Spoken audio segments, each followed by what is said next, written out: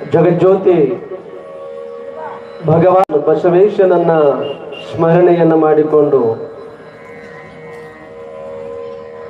ಯಡಿಯೂರಿನ ಒಡೆಯ ಸಿದ್ಧಲಿಂಗೇಶ್ವರರನ್ನ, ಚಿತ್ತರಗಿ ವಿಜಯ ಮಹಂತ ಶಿವಯೋಗಿಗಳವರನ್ನ, ಹಾನಗಲ್ಲ ಗುರುಕುಮಾರ ಶಿವಯೋಗಿಗಳವರನ್ನ ಕೂಡ ಭಕ್ತಿಯಿಂದ ಸ್ಮರಣೆಯನ್ನ ಮಾಡಿಕೊಂಡು ಗಾನಯೋಗಿ ಶಿವಯೋಗಿ ಲಿಂಗೈಕ್ಯ ಪಂಡಿತ ಪಂಚಾಕ್ಷರಿ ಅಜ್ಜನವರನ್ನು ಕೂಡ ಭಕ್ತಿಯಿಂದ ಧ್ಯಾನಿಸಿ ಪ್ರಾರ್ಥಿಸಿಕೊಂಡು ಗದುಗನ್ನೇ ಸಂಗೀತದ ಗದ್ದುಗೆಯನ್ನಾಗಿ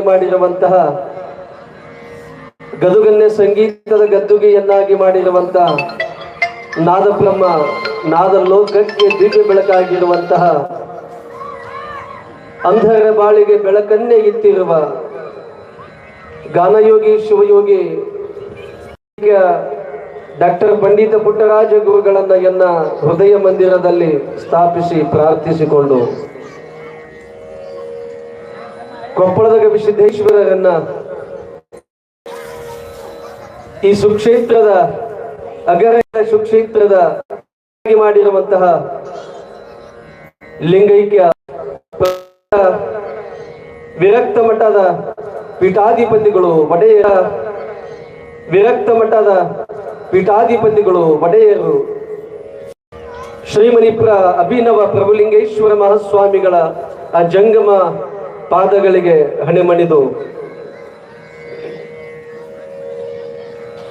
ನಮ್ಮೊಂದಿಗೆ 11 ದಿನಗಳ ಕಾಲ ಸುಶ್ರಾವ್ಯವಾಗಿ ಸುಮಧುರ ಕಂಠದಿಂದ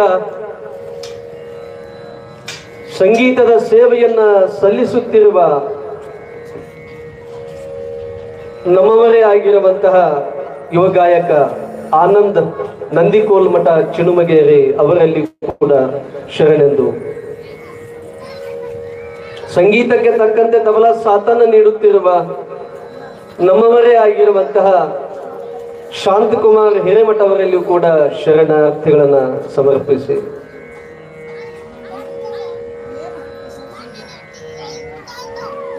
ಈ ಒಂದು ಕಾರ್ಯಕ್ರಮವನ್ನ ಅಚ್ಚುಕಟ್ಟಾಗಿ ನಿತ್ಯವೂ ಕೂಡ ತಮ್ಮ ಕೆಲಸವನ್ನ ಮುಗಿಸಿ ನಿತ್ಯವೂ ಕೂಡ ಒಂದು ದಿನ ತಪ್ಪದ ಹಾಗೆ ಈ ಕಾರ್ಯಕ್ರಮವನ್ನ ನಿರೂಪಣೆಯನ್ನ ಮಾಡುತ್ತಿರುವ ಎಸ್.ಎಂ. ಬಿರಾದಾರ್ ಸರ್ ಅವರಲ್ಲಿ ಕೂಡ ಶರಣೆಂದು, ಅಗರಕೇಡ ಗ್ರಾಮದ ಎಲ್ಲ ಗುರು ಹಿರಿಯರಲ್ಲಿ, ಶರಣ ಸದ್ಭಕ್ತರಲ್ಲಿ, ಯುವ ಬಳಗದವರಲ್ಲಿಯೂ ಕೂಡ ಶರಣೆಂದು, ನಾಗಲಿಂಗನ ಪುರಾಣವನ್ನ ಚರಿತ್ರೆಯನ್ನ ನಿತ್ಯವೂ ಕೇಳಿ ನಿಮ್ಮೆಲ್ಲರ ತನುಮನವನ್ನ, ನಿಮ್ಮೆಲ್ಲರ ಬದುಕನ್ನ ಪಾವನಮಯವಾಗಿಟ್ಟುಕೊಳ್ಳಬೇಕನ್ನುವಂತಹ ಸದುದ್ದೇಶದಿಂದ ಇಲ್ಲಿ ಕೇಳಲಿಕ್ಕೆ ಆಗಮಿಸಿರುವಂತಹ ಸಮ್ಮಿಲಿತರಾಗಿರುವಂತಹ ಶ್ರದ್ಧೆಯ ಎನ್ನ ತಾಯಂದಿರೇ, ಮುದ್ದು ಮಕ್ಕಳೇ, ನಿಮ್ಮೆಲ್ಲರ ಅಂತರಾತ್ಮಕ್ಕೆ ಭಕ್ತಿಯ ಶರಣಾರ್ಥಿಗಳನ್ನ ಸಮರ್ಪಿಸಿ ಇವತ್ತಿನ ದಿವಸ ನವಲಗುಂದದ ನಾಗಲಿಂಗನ ಪುರಾಣವು ಲೀಲೆಯು 8ನೆಯ ದಿನದಲ್ಲಿ ಸಾಗಿರ್ತಾ ಇದೆ. 8ನೆಯ ದಿನದಲ್ಲಿ ಈ ಮಹಾತ್ಮರ ಪುರಾಣವನ್ನ ಯಾಕೆ ಹಚ್ಚಬೇಕು? ಶರಣರ, ಮಹಾತ್ಮರ, ಪುಣ್ಯಾತ್ಮರ, ಸತ್ಪುರುಷರ ಪುರಾಣವನ್ನ ಯಾಕೆ ನಾವು ಹಚ್ಚಬೇಕು? ಯಾಕೆ ಹಚ್ಚೋದು? 900 ವರ್ಷಗಳ ಹಿಂದೆ ಆಗಿ ಹೋಗಿರುವಂತಹ ಸಂತ ಮಹಾತ್ಮರ, ಸಂತ ಮಹಂತರ ಪುರಾಣವನ್ನಾಗಲಿ, ಶರಣರ ವಚನಾಮೃತ ಆಗಲಿ, ಶರಣರ ಜೀವನ ದರ್ಶನ ಆಗಲಿ, ಶಿವಕೀರ್ತನೆಗಳಾಗಲಿ ಯಾಕೆ ನಾವು ಕೇಳೋದು? ಮತ್ತು ಅವ್ರದ ಯಾಕೆ ಹಚ್ಚಕತ್ತೀವಿ ನಾವು? ಮತ್ತು ನಮ್ಮ ಮನೆಯೊಳಗ ನಮ್ಮ ಅಜ್ಜನ ಪುರಾಣ, ನಮ್ಮ ಅಪ್ಪನ ಪುರಾಣ ಯಾಕೆ ಹಚ್ಚೋದಿಲ್ಲ? ಎಲ್ಲಿಯಾದ್ರೂ ಜಗತ್ತಿನೊಳಗ ನಿಮ್ಮ ಸಂಸಾರದೊಳಗ ಇದ್ದು ಬಳಲಿ ಬದುಕನ್ನ ಜೀವನವನ್ನ ಸಾಗಿಸಿ ಹೋಗಿರುವಂತಹ ಮನುಷ್ಯರ ಪುರಾಣವನ್ನು ಹಚ್ಚಿವೆ ನಾವು? ಇಲ್ಲ. ನಾವು ಮನುಷ್ಯರು, ಅವರು ಮಹಾತ್ಮರು. ನಾವು ನರ ಮನುಷ್ಯರಾಗಿ ಬದುಕನ್ನ ಕಳೆದಿರುವಂತವರು, ಅವರು ಮಹಾತ್ಮರಾಗಿ ಬದುಕನ್ನು ಕಳೆದಿರುವಂತವರು.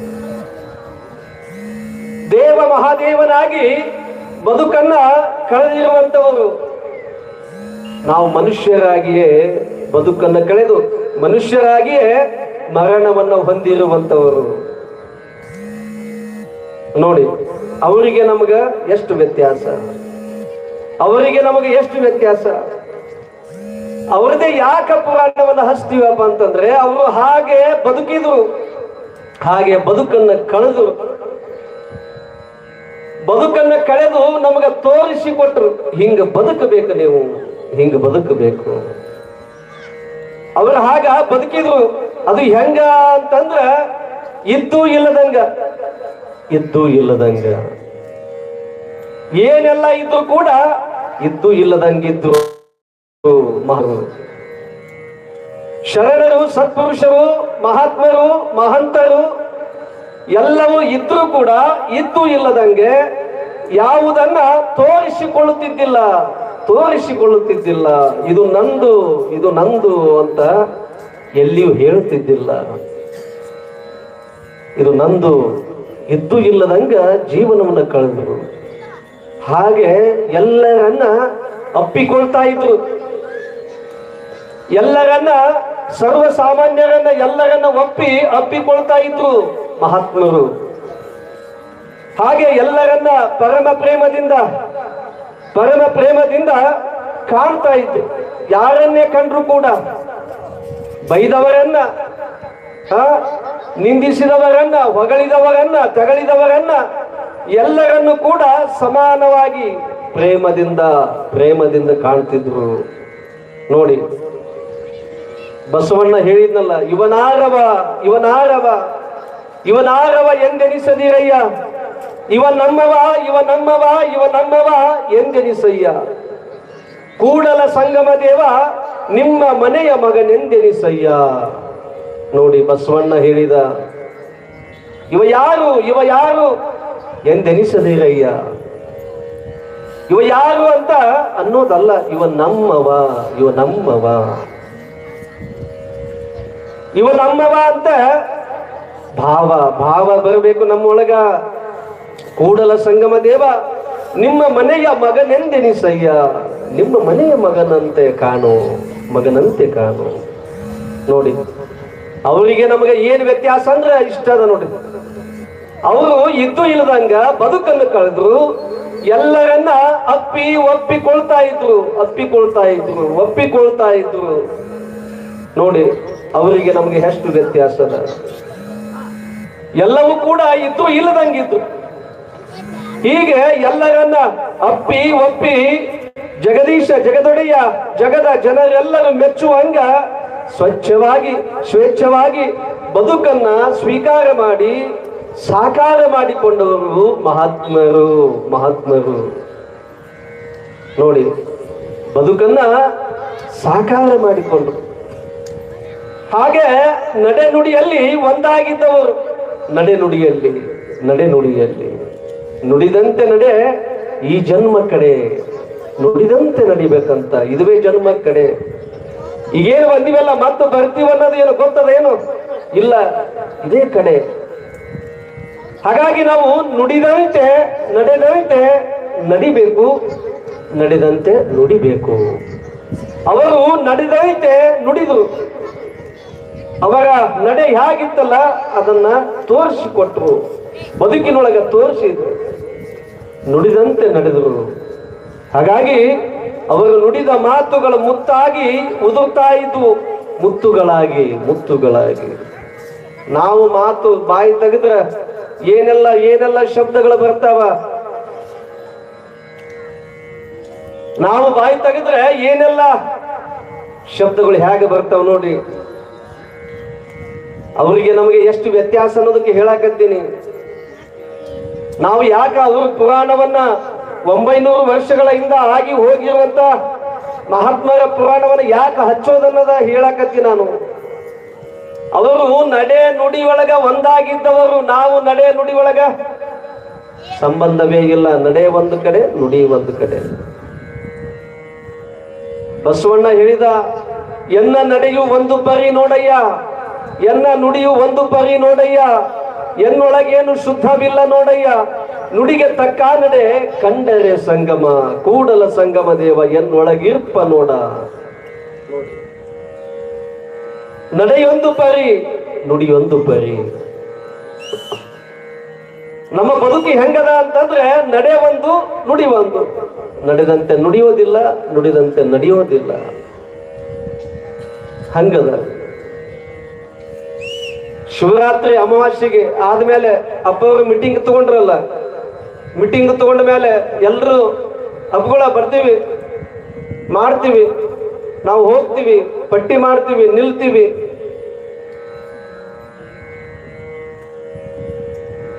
ನಾವು ನಿಂತು ಮಾಡ್ತೀವಿ, ಹೋಗ್ತೀವಿ ಅಂತ ಹೇಳಿ ಹೋದವರು ಎಲ್ಲದರ ಈಗ? ನಡೆ ಒಂದು ಪರಿ, ನುಡಿ ಒಂದು ಪರಿ.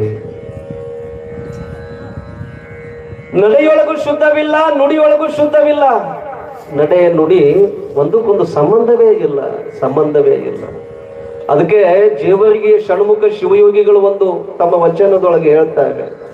ಜೇವರಿಗೆಯ ಷಣ್ಮುಖ ಶಿವಯೋಗಿಗಳು, ನಡೆಯೊಳಗೆ ನುಡಿ ತುಂಬಿ, ನುಡಿಯೊಳಗೆ ನಡೆ ತುಂಬಿ, ನಡೆ ನುಡಿ ಎರಡನ್ನು ಪರಿಪೂರ್ಣವಾಗಿ ತುಂಬಿ, ಲಿಂಗವ ಕೂಡ ಬಲ್ಲಾತನೆ ಶರಣ ನೋಡ ಅಖಂಡೇಶ್ವರ, ಶರಣ ನೋಡ ಅಖಂಡೇಶ್ವರ. ನಮ್ಮ ನಡೆ ನುಡಿಯ ಬಗ್ಗೆ ಹೇಳ್ತಾನೆ. ಮತ್ತೊಂದು ವಚನದೊಳಗನೆ ಜೇವರಿಗೆ ಷಣ್ಮುಖ ಶಿವಯೋಗಿಗಳು ಹೇಳ್ತಾರೆ, ಮತ್ತೊಂದು ವಚನದೊಳಗೆ ನಡೆಯ ಬಗ್ಗೆ. ಎಚ್ಚರವಿರಬೇಕು ನಡೆ ನುಡಿಯಲ್ಲಿ, ಎಚ್ಚರವಿರಬೇಕು ನಡೆ ನುಡಿಯೊಳಗೆ. ನೋಡಿ, ನಡೆಯೊಳಗೆ ನುಡಿ ತುಂಬಿ, ನುಡಿಯೊಳಗೆ ನಡೆಯನ್ನ ತುಂಬಿ, ನಡೆ ನುಡಿ ಎರಡನ್ನ ಪರಿಪೂರ್ಣವಾಗಿ ತುಂಬಿ, ನಮ್ಮ ನಡೆ ಒಂದು, ನಮ್ಮ ನುಡಿ ಒಂದು ಸಂಬಂಧ ಇಲ್ದಂಗಾದ್ರೆ ನಮ್ಮ ಬದುಕು ಹೇಗೆ ಸಾರ್ಥಕತೆ ಆಗ್ತದೆ ಹೇಳಿ ನೋಡೋಣ. ನಡೆಯಲರಿಯದೆ,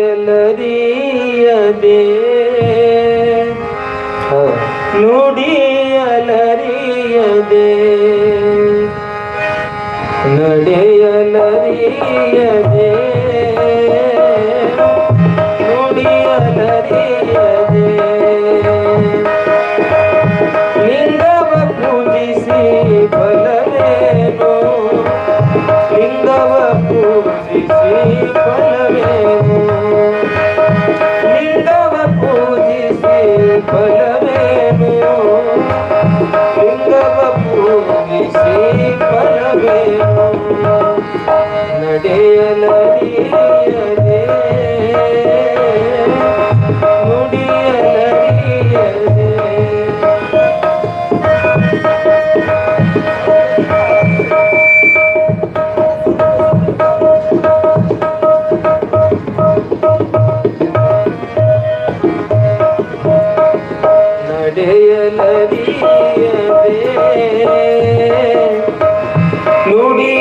ನುಡಿಯಲರಿಯದೆ, ಲಿಂಗವ ಪೂಜಿಸಿ ಫಲವೇನು, ಲಿಂಗವ ಪೂಜಿಸಿ ಫಲವೇನು, ಲಿಂಗವ ಪೂಜಿಸಿ ಫಲವೇನು, ಲಿಂಗ ಪೂಜಿಸಿ ಫಲವೇನು, ನಡೆಯಲರಿಯದೆ, ನುಡಿಯಲರಿಯದೆ.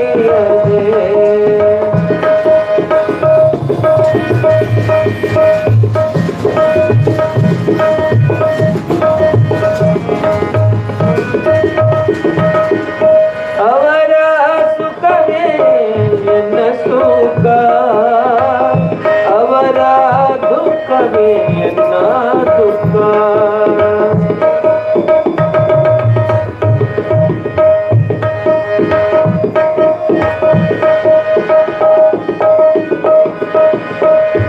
ಅವರ ಸುಖವೇ ಎನ್ನ ಸುಖ ಅವರ ದುಃಖವೇ ಎನ್ನ ದುಃಖ ಕೂಡಲ ಸಂದನ ಶರಣರ ಮನದೊಡೆ ಆನು ಬೆಳೆದೆನಯ್ಯ ನಡೆಯಲರಿಯದೆ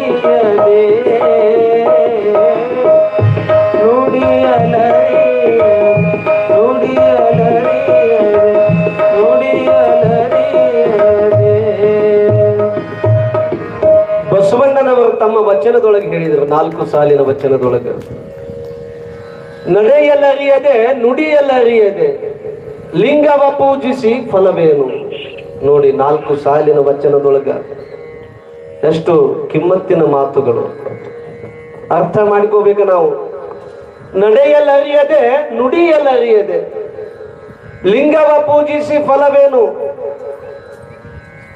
ನಮ್ಮ ನಡೆಯೂ ಶುದ್ಧ ಇಲ್ಲ, ನಮ್ಮ ನುಡಿಯೂ ಶುದ್ಧ ಇಲ್ಲ, ನಡೆದಂತೆ ನುಡಿ ಇಲ್ಲ, ನುಡಿಯಂತೆ ನಡೆ ಇಲ್ಲ, ಮತ್ತ ಲಿಂಗ ಪೂಜೆಯನ್ನು ಮಾಡಿಕೊಂಡು ಫಲವೇನು ಫಲವೇನು. ಬಸವಣ್ಣನವರು ಹೇಳಿದ್ರು, ಏನು ಫಲ? ನಮ್ಮ ನಡೆಯೊಳಗೂ ಶುದ್ಧಿ ಇಲ್ಲ, ನಮ್ಮ ನುಡಿಯೊಳಗೂ ಶುದ್ಧ ಇಲ್ಲ, ಮತ್ತೆ ಲಿಂಗ ಪೂಜೆ ಮಾಡಿಕೊಂಡು ಏನು ಫಲ ಕೊಡ್ತದೆ ಹೇಳ್ರಿ ನೋಡೋಣ. ಬಾಯಾಗ ಸಕ್ರಿ ಅಂತ ಮಾತುಗಳು, ಬಾಯಿಯೊಳಗೆ ಸಕ್ರಿ ಅಂತ ಮಾತುಗಳು, ಹೊರಗೆ ನೋಡಿದ್ರೆ ಕಟ್ಟು ಮಾಡುವಂತದ್ದು ಕತ್ತರಿಯ ಗುಣಗಳು. ಮನದೊಳಗ ಬಾಯಿಯೊಳಗ ಸಕ್ಕರಿ ಅಂತ ಮಾತುಗಳು, ಆದ್ರೆ ಹೊರಗಡೆ ಕೃತಿಯೊಳಗ ಕತ್ತರಿಯಿಂದ ಕತ್ತರಿಸುವಂತಹ ಗುಣಗಳು. ನೋಡಿ, ಏನು ಪ್ರಯೋಜನ ಹೇಳಿ ನೋಡೋಣ. ಏನು ಪ್ರಯೋಜನವಿಲ್ಲ. ಮೊದಲು ನಮ್ಮ ನಡೆ ನುಡಿಯನ್ನ ಶುದ್ಧಿಯಾಗಿಟ್ಟುಕೊಳ್ಬೇಕು, ಶುದ್ಧವಾಗಿಟ್ಟುಕೊಳ್ಬೇಕು. ಅದಕ್ಕೆ ಬಸವಣ್ಣ ಹೇಳಿದ, ನಡೆಯಲ್ಲ ಅರಿಯದೆ ನುಡಿಯಲ್ಲ ಅರಿಯದೆ ಲಿಂಗವ ಪೂಜಿಸಿ ಫಲವೇನು. ಮುಂದೆ ಹೇಳಿದ, ಅವರ ದುಃಖವೇ ಎನ್ನ ದುಃಖ, ಅವರ ಸುಖವೇ ಎನ್ನ ಸುಖ, ಕೂಡಲ ಸಂಗನ ಶರಣರ ಮನನೊಂದಡೆ ಆನು ಬೆಂದೆನೆಯ. ಅವರ ಮನಸ್ಸು ಏನಾದರೂ ಒಂದಿಷ್ಟು ನೊಂದಿತಂದ್ರೆ ನಾನೇ ಬೆಂದೆನೆಯ್ಯ ಅಂತ ಹೇಳ್ತಾನೆ ಬಸವಣ್ಣ.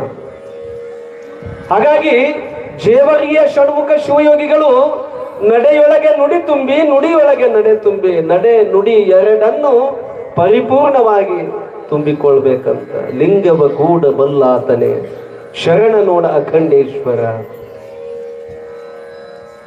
ನೋಡಿ, ನಡೆ ನುಡಿ ಒಂದಾಗಿರಬೇಕು.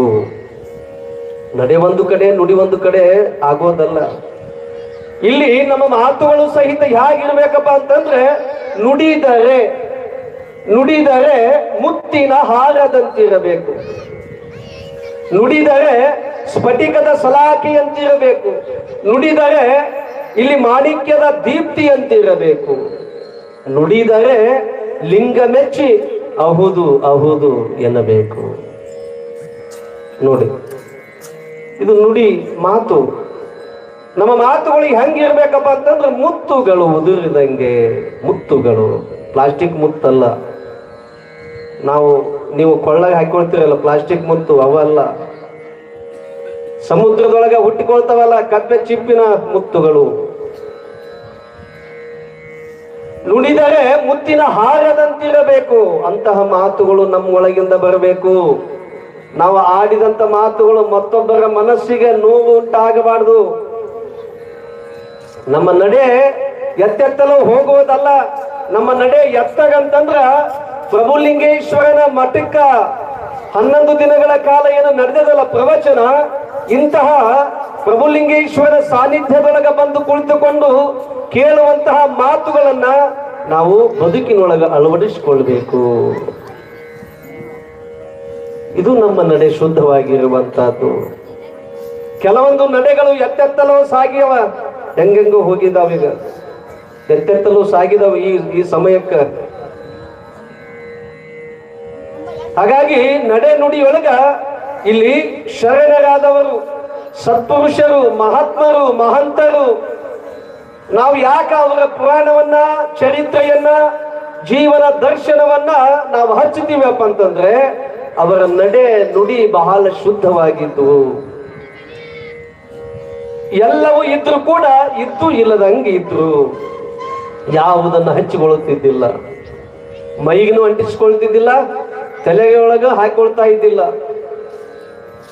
ಹಾಗೆ ಬದುಕನ್ನ ಕಳೆದು ಅಂತ ಮಹಾತ್ಮರ ಪುರಾಣವನ್ನ ನಾವು ಹಚ್ತೀವಿ. ನಿಮ್ಮ ಮನೆಯೊಳಗೆ ಹೋಗಿರುವಂತಹ ಯಾರೇ ಆದ್ರೂ ಕೂಡ ಅಂತಹವರ ಪುರಾಣವನ್ನ ನಾವು ಹಚ್ಚೋದಿಲ್ಲ. ಯಾಕ? ಅವರು ಹಾಗೆ ಬದುಕಿಲ್ಲ. ಹೆಂಡತಿಗಾಗಿ, ಮಕ್ಕಳಿಗಾಗಿ, ತನ್ನ ಮನೆಗಾಗಿ, ತನ್ನ ಮೊಮ್ಮಕ್ಕಳಿಗಾಗಿ ಜೀವನವನ್ನು ಕಳೆದಿರುವಂತವರು. ಹಾಗಾಗಿ ಅಂತವರು ಪುರಾಣ ಆಗೋದಿಲ್ಲ, ಪ್ರವಚನ ಆಗೋದಿಲ್ಲ. ಮಹಾತ್ಮರು ಇಲ್ಲಿ ಅಭಿನವ ಪ್ರಭುಲಿಂಗ ಮಹಾಸ್ವಾಮಿಗಳು ಏನು ಇದಾರಲ್ಲ, ಸಮಾಜಕ್ಕಾಗಿ ತಮ್ಮ ತನು ಮನವನ್ನ, ತಮ್ಮ ದೇಹವನ್ನೇ ಸವಿಸ್ತಾರಲ್ಲ, ಇಂಥವರ ಪುರಾಣ ಪ್ರವಚನ ಆಗ್ತವೆ. ಅವರು ಸಮಾಜಕ್ಕಾಗಿ ತಮ್ಮನ್ನ ತಾವು ತೊಡಗಿಸಿಕೊಂಡು ಜೀವನವನ್ನೇ ಸವಿಸ್ತಾರೆ ನೋಡಿ. ಹಾಗಾಗಿ ತ್ಯಾಗವನ್ನ, ಎಷ್ಟೊಂದು ತ್ಯಾಗಮಯಿ ಆ ಜೀವನ, ಸನ್ಯಾಸಿಯ ಜೀವನ ನೋಡಿ. ಹಾಗಾಗಿ ಅಂತ ಮಹಾತ್ಮರ ಪುರಾಣ ಅದಕ್ಕೆ ನಾವು ಹಚ್ಚುತ್ತೀವಿ, ಪುರಾಣವನ್ನ ಅದಕ್ಕೆ ಹಚ್ಚುತ್ತೀವಿ. ನಿಮ್ಮ ಪುರಾಣ ಆಗೋದಿಲ್ಲ. ಹಾಗಾಗಿ ಅಂತ ಮಹಾತ್ಮರ ಪುರಾಣವನ್ನ ನಾವಿಲ್ಲಿ ಕೇಳ್ತಾ ನವಲಗುಂದದ ನಾಗಲಿಂಗನ ಪುರಾಣವನ್ನ ಕೇಳ್ತಾ ಇಲ್ಲಿ ಏನು ಯಾವ ರೀತಿ ಸಂಚಾರವನ್ನ ಮಾಡ್ತಾ, ಲೀಲೆಗಳನ್ನು ಮಾಡ್ತಾ ಇದ್ದಾನೆ ನಾಗಲಿಂಗ ಅನ್ನುವಂಥದ್ದು ಇಲ್ಲಿ ಪುರಾಣವನ್ನ ಓದಿದ ನಂತರ ನೋಡೋಣ. ಉಸುರುವೇನು ನಾ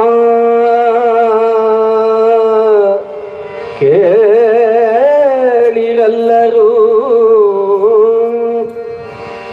ವಸುದೆಯೊಳಗಿ ಪಾಹಿಮಪುರ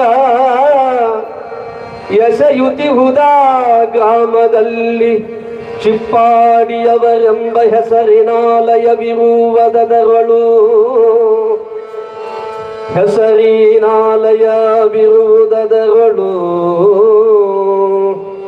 ಬಸವನೆಂಬವನವನ ತಂದೆಯ ಹೆಸರು ಕಾಡಪ್ಪೆಂಬವರು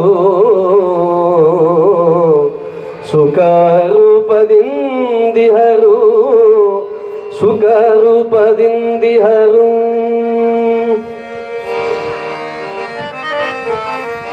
ಇರುತ್ತಿರಲು ಕಾಡಪ್ಪ ತನ್ನಯ ಶರೀರ ಸಂಭವನಿಂಗೆ ಸಣ್ಣವನಿರುವ ಕಾಲದಿ ಲಗ್ನವನು ಮಾಡಿದ್ದದೊಂದಿನಲಿ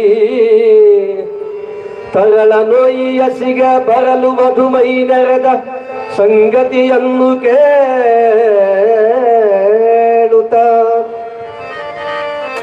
ಹರುಷದಿಂದಲಿ ಕಾರ್ಯ ಮುಗಿಸುತ್ತ ಸ್ವಶಯ ಕರೆತಂದ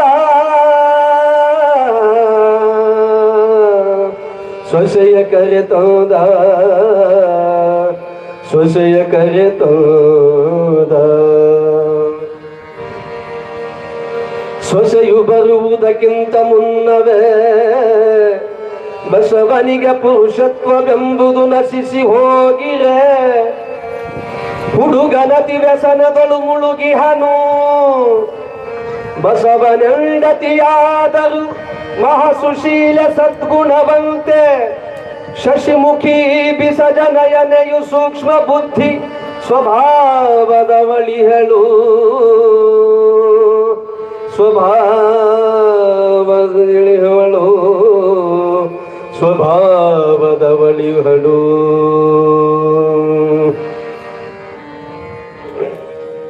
ಇಲ್ಲಿ ನವಲಗುಂದದ ಸಮೀಪ ಇಬ್ರಾಹಿಂಪುರ ಅನ್ನುವಂಥ ಗ್ರಾಮ. ನವಲಗುಂದದ ಸಮೀಪ ಇಬ್ರಾಹಿಂಪುರ್. ಅಲ್ಲಿ ಒಬ್ಬ ಸದ್ಭಕ್ತ ಇದ್ದಾನೆ. ಯಾರು? ಚಿಪ್ಪಾಡಿ ಕಾಡಪ್ಪ ಅನ್ನುವಂಥವನು. ಚಿಪ್ಪಾಡಿ ಕಾಡಪ್ಪ.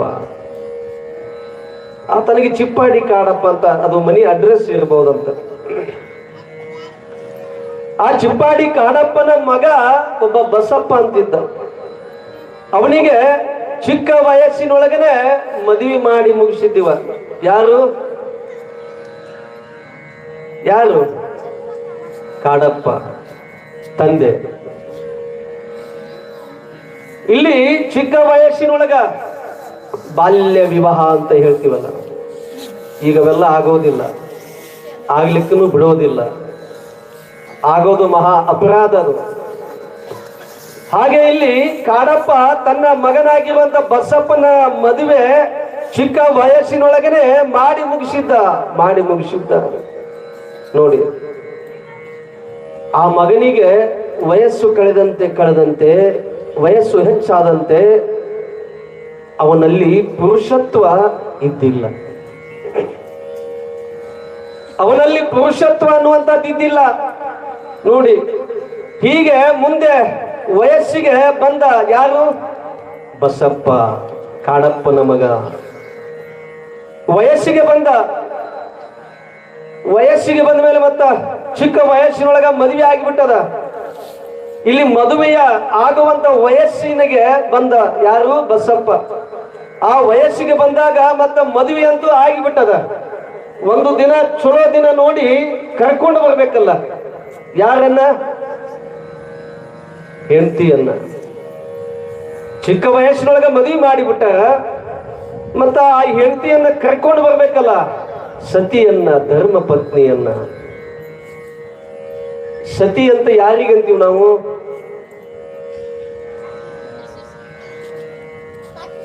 ಮದುವೆಯಾದವಳಿಗೆ. ಸತಿಯು ಬೇಕು ಬಾಳಿಗೆ, ಮತಿ ಇರಬೇಕು ಅವಳಿಗೆ. ಸತಿಯು ಬೇಕು ಬಾಳಿಗೆ, ಮತಿ ಇರಬೇಕು ಅವಳಿಗೆ. ಮತಿ ಅಂತಂದ್ರೆ ಬುದ್ಧಿ, ತಿಳುವಳಿಕೆ. ಮತಿ ಅಂತಂದ್ರೆ ಬುದ್ಧಿ, ತಿಳುವಳಿಕೆ. ಆಗಲೇ ಅವಳು ಸುಮತಿ ಶ್ರೀಮತಿ. ಆಗಲೇ ಅವಳು ಸುಮತಿ ಶ್ರೀಮತಿ ಆಗ್ತಾಳೆ. ಅಂತಹ ಮತಿವಂತೆ ಇಲ್ಲಿ ಅವನ ಹೆಂಡತಿ ಇದ್ಲು. ಮತಿವಂತೆ, ಬುದ್ಧಿವಂತೆ, ತಿಳುವಳಿಕೆ ಉಳ್ಳಂತವಳು ಆ ಬಸಪ್ಪನ ಹೆಂಡತಿ. ಇಲ್ಲಿ ಒಂದು ದಿನ ಚಲೋ ನೋಡಿ, ದಿನವನ್ನ ನೋಡಿ ಸೊಸೆಯನ್ನ ಕರ್ಕೊಂಡು ಬಂದ್ರು. ಎಲ್ಲಿಗೆ? ಇಲ್ಲಿ ಕಾಡಪ್ಪನ ಮನೆಗೆ. ಹೊಸದಾಗಿ ಜೀವನವನ್ನ ನಡೆಸಲಿಕ್ಕಾಗಿ ಕರ್ಕೊಂಡು ಬಂದ್ರು ಸೊಸೆಯನ್ನ. ಇಲ್ಲಿ ಸೊಸೆ ಬಹಳ ತಿಳುವಳಿಕೆ ಉಳ್ಳಂತವಳು, ಬುದ್ಧಿವಂತಿಕೆ ಉಳ್ಳವಳು, ಬಹಳ ಸೂಕ್ಷ್ಮ ಮತಿ ಉಳ್ಳವಳು ಸೊಸೆ ಆದಂತವಳು. ಹೆಂಗಪ್ಪ ಅಂತಂದ್ರೆ ಸಹನಾ, ಸುಶೀಲೆ, ಸದ್ಗುಣವಂತಳು. ಯಾರು? ಬಸಪ್ಪನ ಹೆಂಡತಿ. ಬಹಳ ಸಹನಾಶೀಲವಂತಳು. ಅಂತಹ ಸೊಸೆಯನ್ನ ಇಲ್ಲಿ ಕರ್ಕೊಂಡು ಬಂದಿದ್ದಾರೆ. ಇಲ್ಲಿ ನಿತ್ಯವೂ ಕೂಡ ಪತಿಯ ಸೇವೆಯನ್ನ, ಮಾವರ ಸೇವೆಯನ್ನ, ಅತ್ತೆಯ ಸೇವೆಯನ್ನ, ನಿತ್ಯವೂ ಕೂಡ ಮನೆಯೊಳಗ ಚಟುವಟಿಕೆಯಿಂದ ಓಡಾಡ್ತಾ ಎಲ್ಲ ಸೇವೆಯನ್ನ, ಎಲ್ಲ ಕೆಲಸ ಕಾರ್ಯಗಳನ್ನ ಮಾಡ್ತಾ ಇಲ್ಲಿ ಗಂಡನೊಂದಿಗೆ ಬದುಕನ್ನು ಕಳೀತಾ ಇತ್ತು, ಸಂಸಾರವನ್ನ ಮಾಡ್ತಿತ್ತು. ಇಲ್ಲಿ ಗಂಡನಿಗೆ ಪುರುಷತ್ವ ಇಲ್ಲ ಅನ್ನುವುದು ಗೊತ್ತಾಯ್ತು. ಹೆಂಡತಿಗೆ ಪುರುಷತ್ವ ಇಲ್ಲ ಅನ್ನುವಂಥದ್ದು ಗೊತ್ತಾಯ್ತು. ನೋಡಿ ಹೇಗಿದ್ಲಪ್ಪ ಅಂತಂದ್ರೆ ಎಲ್ಲರಿಗೂ ಬೇಕಾಗಿ, ಎಲ್ಲರ ಬಾಯಿಯೊಳಗೆ ಬೆಲ್ಲವಾಗಿ, ಅಕ್ಕಪಕ್ಕದಲ್ಲಿರುವಂತವರು ಎಲ್ಲರಿಗೂ ಕೂಡ ಎಲ್ಲರ ಬಾಯಿಯೊಳಗೆ ಬೆಲ್ಲವಾಗಿದ್ದು ಸೊಸೆ. ಎಲ್ಲರ ಬಾಯಿಯೊಳಗೆ ಬೆಲ್ಲವಾಗಿದ್ದು ಸೊಸೆ ಇದ್ರೆ ಹಂಗಿರ್ಬೇಕು. ಮತ್ತೆ ಆ ರೀತಿಯಾಗಿ ಇಲ್ಲಿ ಸತ್ಯ ಶುದ್ಧತನದಿಂದ ಬದುಕನ್ನ ಕಲಿತಾ ಇದ್ದು ಸೊಸೆ. ಇಲ್ಲಿ ಗಂಡನಿಗೆ ಪುರುಷತ್ವ ಇಲ್ಲ ಅಂದ್ರೂ ಕೂಡ, ಅವನೊಳಗ ದೋಷ ಅದ ಅಂತ ಗೊತ್ತಿದ್ರು ಕೂಡ ಬಹಳ ನಗುನಗುತ್ತಾ ಜೀವನವನ್ನ ಕಳೀತಾ ಇದ್ದು. ಯಾರಿಗೂ ಹೇಳದ ಹಾಗೆ, ಯಾರಿಗೂ ಈ ವಿಷಯವನ್ನ ಹೇಳದ ಹಾಗೆ, ಜನ್ಮವನ್ನ ಕೊಟ್ಟಿರುವಂತ ತಂದೆ ತಾಯಿಗೂ ಕೂಡ ಹೇಳದ ಹಾಗೆ ಬದುಕನ್ನು ನಡೆಸ್ತಾ ಇದ್ದು ಸೊಸೆಯಾದವಳು. ಗಂಡನ ಮನೆತನ, ಮಾನ, ಮರ್ಯಾದೆ ಎಲ್ಲ ಹೆಣ್ಣಿನ ಕೈಯಾಗ. ಜನಪದದೊಳಗ ಹಾಕ್ತಾರೆ, ಗಂಡನ ಮನೆತನ, ಮಾನ, ಮರ್ಯಾದೆ ಎಲ್ಲ ಹೆಣ್ಣಿನ ಕೈಯೊಳಗ. ಏನೇ ಜಗಳ ಬರಲಿ, ಏನೇ ಏನೇ ಇರಲಿ ಅದು ಎಲ್ಲವೂ ಕೂಡ ಹೊಸ್ತಿಲ ಒಳಗಿರಲಿ, ಹೊಸ್ತಿಲ ಒಳಗಿರಲಿ ಅಂತ ಹೇಳ್ತಾರೆ. ಅವ ಗಂಡ ಹುಚ್ಚ ಇರಬಹುದು, ಹುಂಬನಿ ಇರಬಹುದು, ಅಂಥವನೇ ಇರಲಿ, ಇಂಥವನೇ ಇರಲಿ, ಎಂಥವನೇ ಇರಲಿ, ತಾಳಿ ಕಟ್ಟಿದ ಗಂಡ ದೇವರ ಸಮಾನ ಅನ್ನುವ ಹಾಗೆ, ದೇವರ ಸಮಾನ ಅನ್ನುವ ಹಾಗೆ. ಪತಿಯ ಮನೆಗೆ ನೀನು ಸಾಗಿದ ಮೇಲೆ ಹೆಂಗಿರ್ಬೇಕು? ಅತ್ತೆಗೆ ಮಗಳಾಗಿ, ಮಾವನಿಗೆ ಮಗಳಾಗಿ, ಗಂಡನಿಗೆ ಪ್ರೀತಿಸುವಂತ ಹೆಂಡತಿಯಾಗಿ, ಹೀಗೆ ಸಹನಶೀಲ ಸದ್ಗುಣವಂತಳಾಗಿ ಎಲ್ಲವನ್ನ ಕೆಲಸ ಕಾರ್ಯಗಳನ್ನು ಮಾಡ್ತಾ ಏನೇ ನೋವುಗಳು ಇದ್ರೂ ಕೂಡ ಮನದೊಳಗ ನುಂಗಿ ಬದುಕನ್ನು ಕಳೀತಾ ಇದ್ದು. ಗಂಡನೊಳಗ ಇಂತಹ ದೋಷವಿದ್ರು ಕೂಡ ಅರಸಿನ ಕುಂಕುಮ ನಿನಗೊಂದು ಸ್ಥಾನವಮ್ಮ, ಆ ಸ್ಥಾನ ಹೋದ ಮೇಲೆ ದೇವಸ್ಥಾನವೇ ಕಮ್ಮ. ಗಂಡನ ಜೋಪಾನ ಮಾಡಿ ನನ್ನವ್ವ, ಗಂಡನ ಜೋಪಾನ ಮಾಡಿ ನನ್ನವ್ವ. ಗಂಡನೆಂದರೆ ಮನೆಯ ದೇವರು ಕಾಣಮ್ಮ, ಗಂಡನೆಂದರೆ ಮನೆಯ ದೇವರು ಕಾಣಮ್ಮ. ಗಂಡನ ಜೋಪಾನ ಮಾಡಿ ನನ್ನವ್ವ.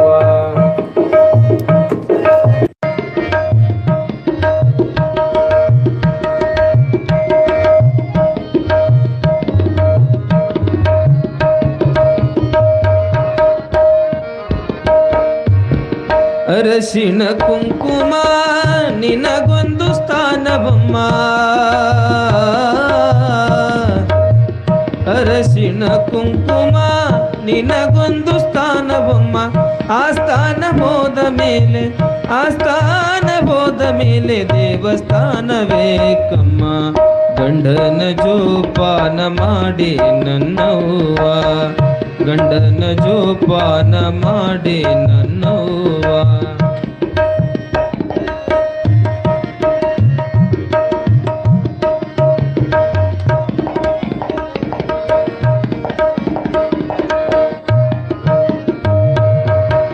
ಕರಿಮಣಿ ಮಾಂಗಲ್ಯ ಹೊನ್ನಿನ ರಾಶಿಯಮ್ಮ, ಕರಿಮಣಿ ಮಾಂಗಲ್ಯ ಹೊನ್ನಿನ ರಾಶಿಯಮ್ಮ. ಆ ರಾಶಿ ಹೋದ ಮೇಲೆ ನೀ ಪರದೇಶಿಯಮ್ಮ. ಗಂಡನ ಜೋಪಾನ ಮಾಡಿ ನನ್ನವ್ವ, ಗಂಡನೆಂದರೆ ಮನೆಯ ದೇವರು ಕಾಣಮ್ಮ. ಗಂಡನ ಜೋಪಾನ ಮಾಡಿ ನನ್ನವ್ವ.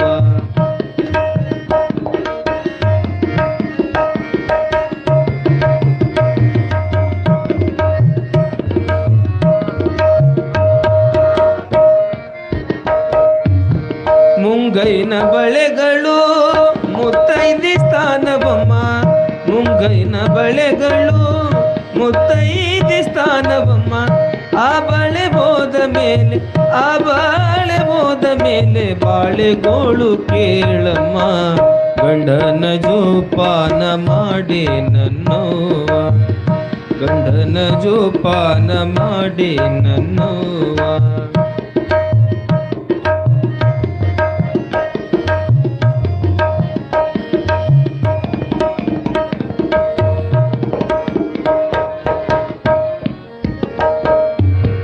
ನಿನ್ನ ಗಂಡ ಹುಚ್ಚನೆಂದು ನೀ ಹೆಚ್ಚು ಬೈಬೇಡ, ನಿನ್ನ ಗಂಡ ಹುಚ್ಚನೆಂದು ನೀ ಹೆಚ್ಚು ಬೈಬೇಡ.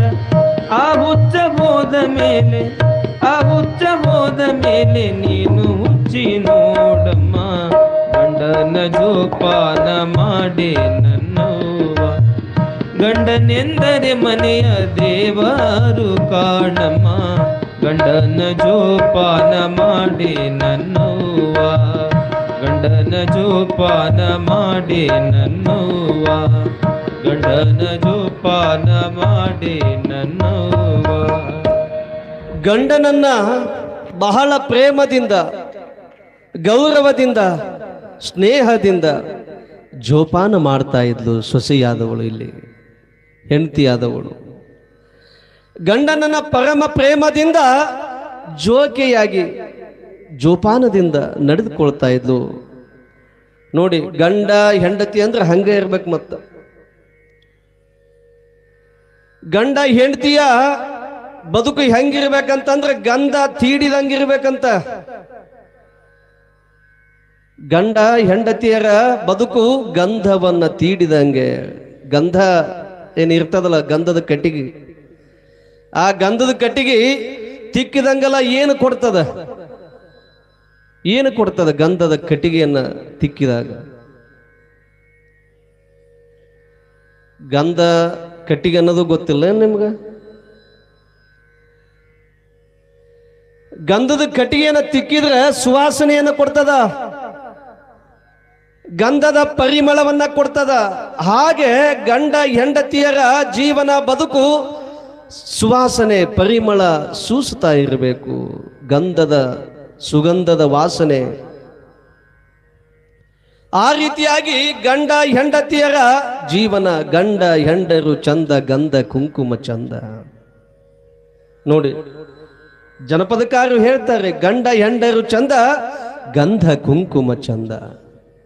ಬಂಗಾರದಾಗ ಬಳೆ ಚಂದ, ಕೊರಳಾಗ ಕರಿಮಣಿ ಸರವು ಬಲು ಚಂದ. ನೋಡಿ, ಗಂಡ ಹೆಂಡತಿಯರ ಬದುಕು ಸಂಸಾರ ಜೀವನ ಹೆಂಗಿರ್ಬೇಕಪ್ಪ ಅಂತಂದ್ರೆ 36 ಎಷ್ಟು 36 ಏನು ಸಂಖ್ಯೆ ಏನದಲ್ಲ, ಹಂಗಲ್ಲ. 63 ಸಂಖ್ಯೆ ಏನದಲ್ಲ, ಹಂಗಿರ್ಬೇಕಂತ. 36ರ ಸಂಖ್ಯೆ ಹೆಂಗಿರ್ತದ ನೋಡಿ. ಇದು 3, ಇದು 6, 36. ಇಲ್ಲಿ 63ರ ಸಂಖ್ಯೆ ಹಂಗಿರ್ಬೇಕಂತ. ಗಂಡ ಹೆಂಡತಿಯರ ಬದುಕು ಜೀವನ ಸಂಸಾರ ನೋಡಿ. ಹಾಗೆ ಇಲ್ಲಿ ಸತಿಯಾದವಳು ಇಲ್ಲಿ ಮತಿವಂತಿಕೆಯಿಂದ ಬುದ್ಧಿವಂತಿಕೆಯಿಂದ ಬದುಕನ್ನು ನಡೆಸ್ತಾ ಇದ್ಲು. ಈಗ ಬುದ್ಧಿವಂತಿಕೆ ತಿಳುವಳಿಕೆ ಅಂತಂದ್ರ ನೋಡ್ರಿ, ಗಂಡ ಹೊಲಕ್ಕೆ ಹೋಗ್ಯಾನ,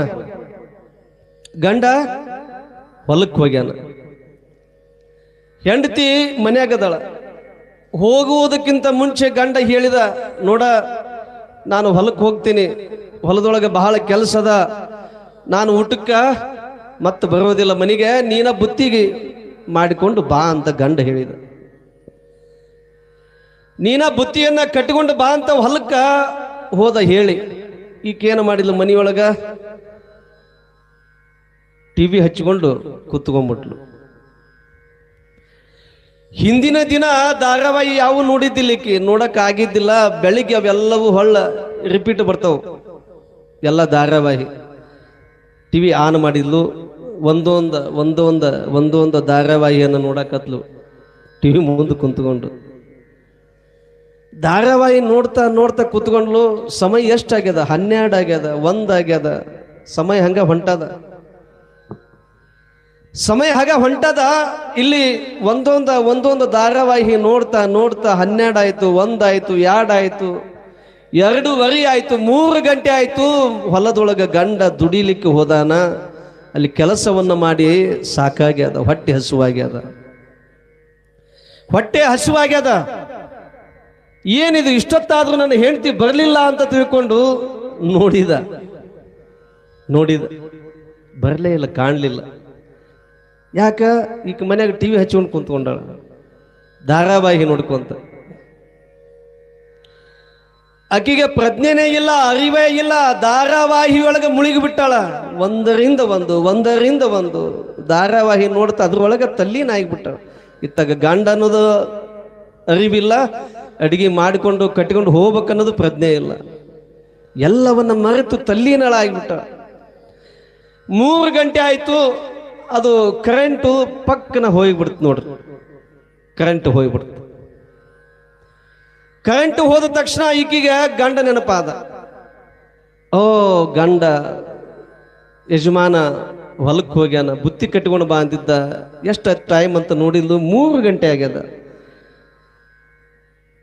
3 ಗಂಟೆ ಆಗ್ಯದ. ಮತ್ತ ಬುತ್ತಿ ಕಟ್ಕೊಂಡು ಬಾ ಅಂತ ಹೇಳ ಹೆಂಗ ಈಗ ಮಾಡಕ್ ಹೋದ್ರೆ ಅಡಿಗೆ ಆಗೋದಿಲ್ಲ, ಹೆಂಗ್ ಮಾಡ್ಬೇಕಂತ ತಿಳ್ಕೊಂಡು ವಿಚಾರ ಮಾಡಿ ಏನು ಮಾಡಿದ್ಲು, ಒಂದು ದೊಡ್ಡ ಬಿದಿರಿನ ಬುಟ್ಟಿ ತಗೊಂಡ್ಲು. ಆ ಬುಟ್ಟಿಯೊಳಗ ಜೋಳದ ಒಂದು ಬಟ್ಟಿಯೊಳಗೆ ಜೋಳದ ಹಿಟ್ಟನ್ನ ಕಟ್ಟಿಕೊಂಡ್ಲು. ಜೋಳದ ಹಿಟ್ಟನ್ನು ಕಟ್ಟಿಕೊಂಡ್ಲು. ಒಂದಿಷ್ಟು ಬದನೆಕಾಯಿ ಕಟ್ಟಿಕೊಂಡ್ಲು, ಒಂದಿಷ್ಟು ಅಕ್ಕಿಯನ್ನು ಕಟ್ಟಿಕೊಂಡ್ಲು. ಹಿಂಗ ಒಂದೊಂದು ಕಟ್ಟಿಕೊಂಡು ಇಷ್ಟು ಎತ್ತರ ಮಾಡಿಕೊಂಡ್ಲು. ಆ ಬುತ್ತಿಯ ಗಂಟನ್ನು ಬಹಳ ಎತ್ತರ ಮಾಡಿಕೊಂಡು ತಲೆ ಮೇಲೆ ಹೊತ್ಕೊಂಡು ಹೊಂಟ್ಲಿಕ್ಕೆ. ಇವಾಗ ಕಾಯಕತ್ತಿದ್ದ, ಬಂದರ ಬಾನಿ ಯಾವಾಗ ಬರ್ತೀವಿ ಬಾ ನೋಡೋಣ ಇವತ್ತಂತ. ಹೊಟ್ಟೆ ಹಸುವಾಗಿತ್ತು ಅವನಿಗೆ. ಹೊಲದೊಳಗ ಬಿಸಿಲೊಳಗೆ ಕೆಲಸವನ್ನ ಮಾಡ್ಯಾನ, ದುಡ್ದಾನ, ಹಸಿವಿನಿಂದ ಕಾಯಕತ್ತನ. ಯಾವಾಗ ಬರ್ತಿ ಬಾ ನೋಡೋಣ ಅಂತ ತಿಳ್ಕೊಂಡು ಕಾಯಕತ್ತಿದ್ದ. ಈಕಿ ಬುತ್ತಿ ಗಂಟನ್ನು ಹೊತ್ಕೊಂಡು ಬರಕತ್ಲು ನೋಡ್ರಿ, ಬದುವಿನ ಮೇಲೆ ಬರಕತ್ಲು. ನೋಡಿದ ಹಿಂಗ, ಬಂದ್ಲು, ಬಾ ನೀನು ಬಂದರ ಬಾ ಇಲ್ಲಿ ಬಾ. ಈಕಿ ಬಂದ್ಲು, ತನ್ನ ಹೊಲಕ್ಕ ಸಮೀಪಕ್ಕೆ ಬಂದ್ಲು. ಆ ಹೊಲಕ್ಕೆ ಬಂದ ಮೇಲೆ, ಅಲ್ಲ ನಿನಗೇನು ಹೇಳಿ ಬಂದಿದ್ದೆ ನಾನು, ನಿನಗ ಏನು ಹೇಳಿ ಬಂದಿದ್ದೆ? ನಾನಿವತ್ತು ಮನೆಗೆ ಊಟಕ್ಕೆ ಬರುದಿಲ್ಲ, ನೀನು ಲಘು ಬುತ್ತಿಯ ಗಂಟನ ತಗೊಂಡು ಬಾ, ಬುತ್ತಿ ಮಾಡಿಕೊಂಡು ಬಾ ಅಂತ ಹೇಳಿದ್ನಲ್ಲ. ಇಷ್ಟೊತ್ತೇನು ಬರೋದಕ್ಕೆ ಸಮಯ ಎಷ್ಟಾಗ್ಯದ ನೋಡು, ಸಮಯ ಎಷ್ಟಾಗ್ಯದ ನೋಡು ಅಂತ ತಿಳ್ಕೊಂಡು ಬಹಳ ಸಿಟ್ಟಿನಿಂದ ಒದರಾಡಿದ ನೋಡಿ. ಒದರಾಡಿದಾಗ ಬಹಳ ಸಿಟ್ಟಿನಿಂದ, ಯಾಕಂತಂದ್ರೆ ಹೊಟ್ಟೆ ಹಸಿವು ತಡ್ಕೊಳಕ್ಕಾಗೋದಿಲ್ಲ, ಹೊಟ್ಟೆ ಹಸಿವು ತಡ್ಕೊಳಕ್ಕಾಗೋದಿಲ್ಲ. ಇಷ್ಟೊತ್ತೇನು ಬರೋದಿ ನೀನು ಅಂತ ತಿಳ್ಕೊಂಡು ಒದರಾಡಿದ ಮೇಲೆ ಇಕ್ಕಿಗೂ ಬಹಳ, ಏನ್ರಿ ನಾ ಇಷ್ಟಾದ್ರೂ ಮಾಡಿಕೊಂಡು ಬಂದಿನಲ್ಲ, ಯಾಕ ಹಿಂಗೆ ಬೈತೀರಿ ನೀವು ಅಂತಂದು ಈಕೆಂದ್ಲು. ಆವಾಗ, ಅಲ್ಲ ನಾನು ಏನು ಹೇಳಿದ್ದೇನೆ, ಎಷ್ಟೊತ್ತಿಗೆ ಬಂದಿ? 3:30 ಆಗ್ಯದ, ಈಗ ಊಟ ಮಾಡದ?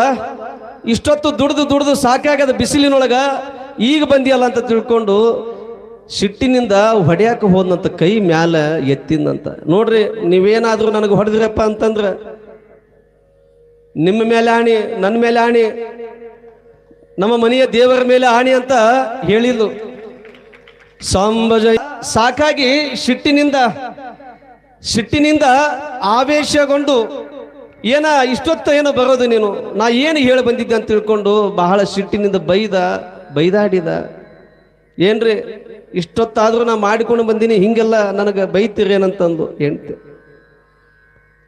ಅಲ್ಲ ಬೈಯೋದೇನೋ ನಿನಗ, ಮತ್ತಿನ್ನ ಹೊಡಿಬೇಕಂತ ತಿಳ್ಕೊಂಡು ಒಂದು ಕೈ ಮ್ಯಾಕ ಎತ್ತಿ ಹೊಡೆಯಕ್ಕೆ ಹೋದ. ಏನ್ರಿ ನನ್ನ ಮೇಲೆ ಹೊಡೆದಿದ್ದೆ ಆದ್ರೆ ನಮ್ಮ ಮನೆಯ ದೇವರ ಮೇಲೆ ಆಣಿ ಅಂತ ತಿಳ್ಕೊಂಡು ಆಣಿ ಮಾಡಿದ್ಲು. ಮತ್ತು ಅಷ್ಟಾದ್ರೂ ನೀವು ನನಗೆ ಹೊಡೆದಿದ್ದೆ ಆದ್ರೆ ನಾನು ಮಾಡಿಕೊಂಡು ಬಂದಿರುವಂತಹ ರೊಟ್ಟಿ ಹಿಟ್ಟಾಗಲಿ, ನಾನು ಮಾಡಿಕೊಂಡು ಬಂದಿರುವಂಥ ರೊಟ್ಟಿ ಹಿಟ್ಟಾಗಲಿ, ನಾನು ಬದನೆಕಾಯಿ ಪಲ್ಯ ಮಾಡಿಕೊಂಡಿರುವಂಥ ಪಲ್ಯ ಬದನೆಕಾಯಿ ಆಗಲಿ, ನಾನು ಅನ್ನವನ್ನು ಮಾಡಿಕೊಂಡು ಬಂದಿರುವ ಅನ್ನ ಅಕ್ಕಿ ಆಗಲಿ ಅಂತ ಹೇಳಿದ್ಲು. ಗಂಡಗೆ ಹೇಳಿದ್ಲು ನೋಡ್ರಿ, ಸತ್ಯವಾನ್ ಸಾವಿತ್ರಿಕೆ. ಅಲ್ಲ ಇಷ್ಟು ತಡವಾಗಿ ಬಂದು ನನಗ ಹೀಗೆಲ್ಲ ಹೇಳ್ತೀಯನಂತ ತಿಳ್ಕೊಂಡು ಒಂದು ಹೊಡೆದ ಬಿಟ್ಟ.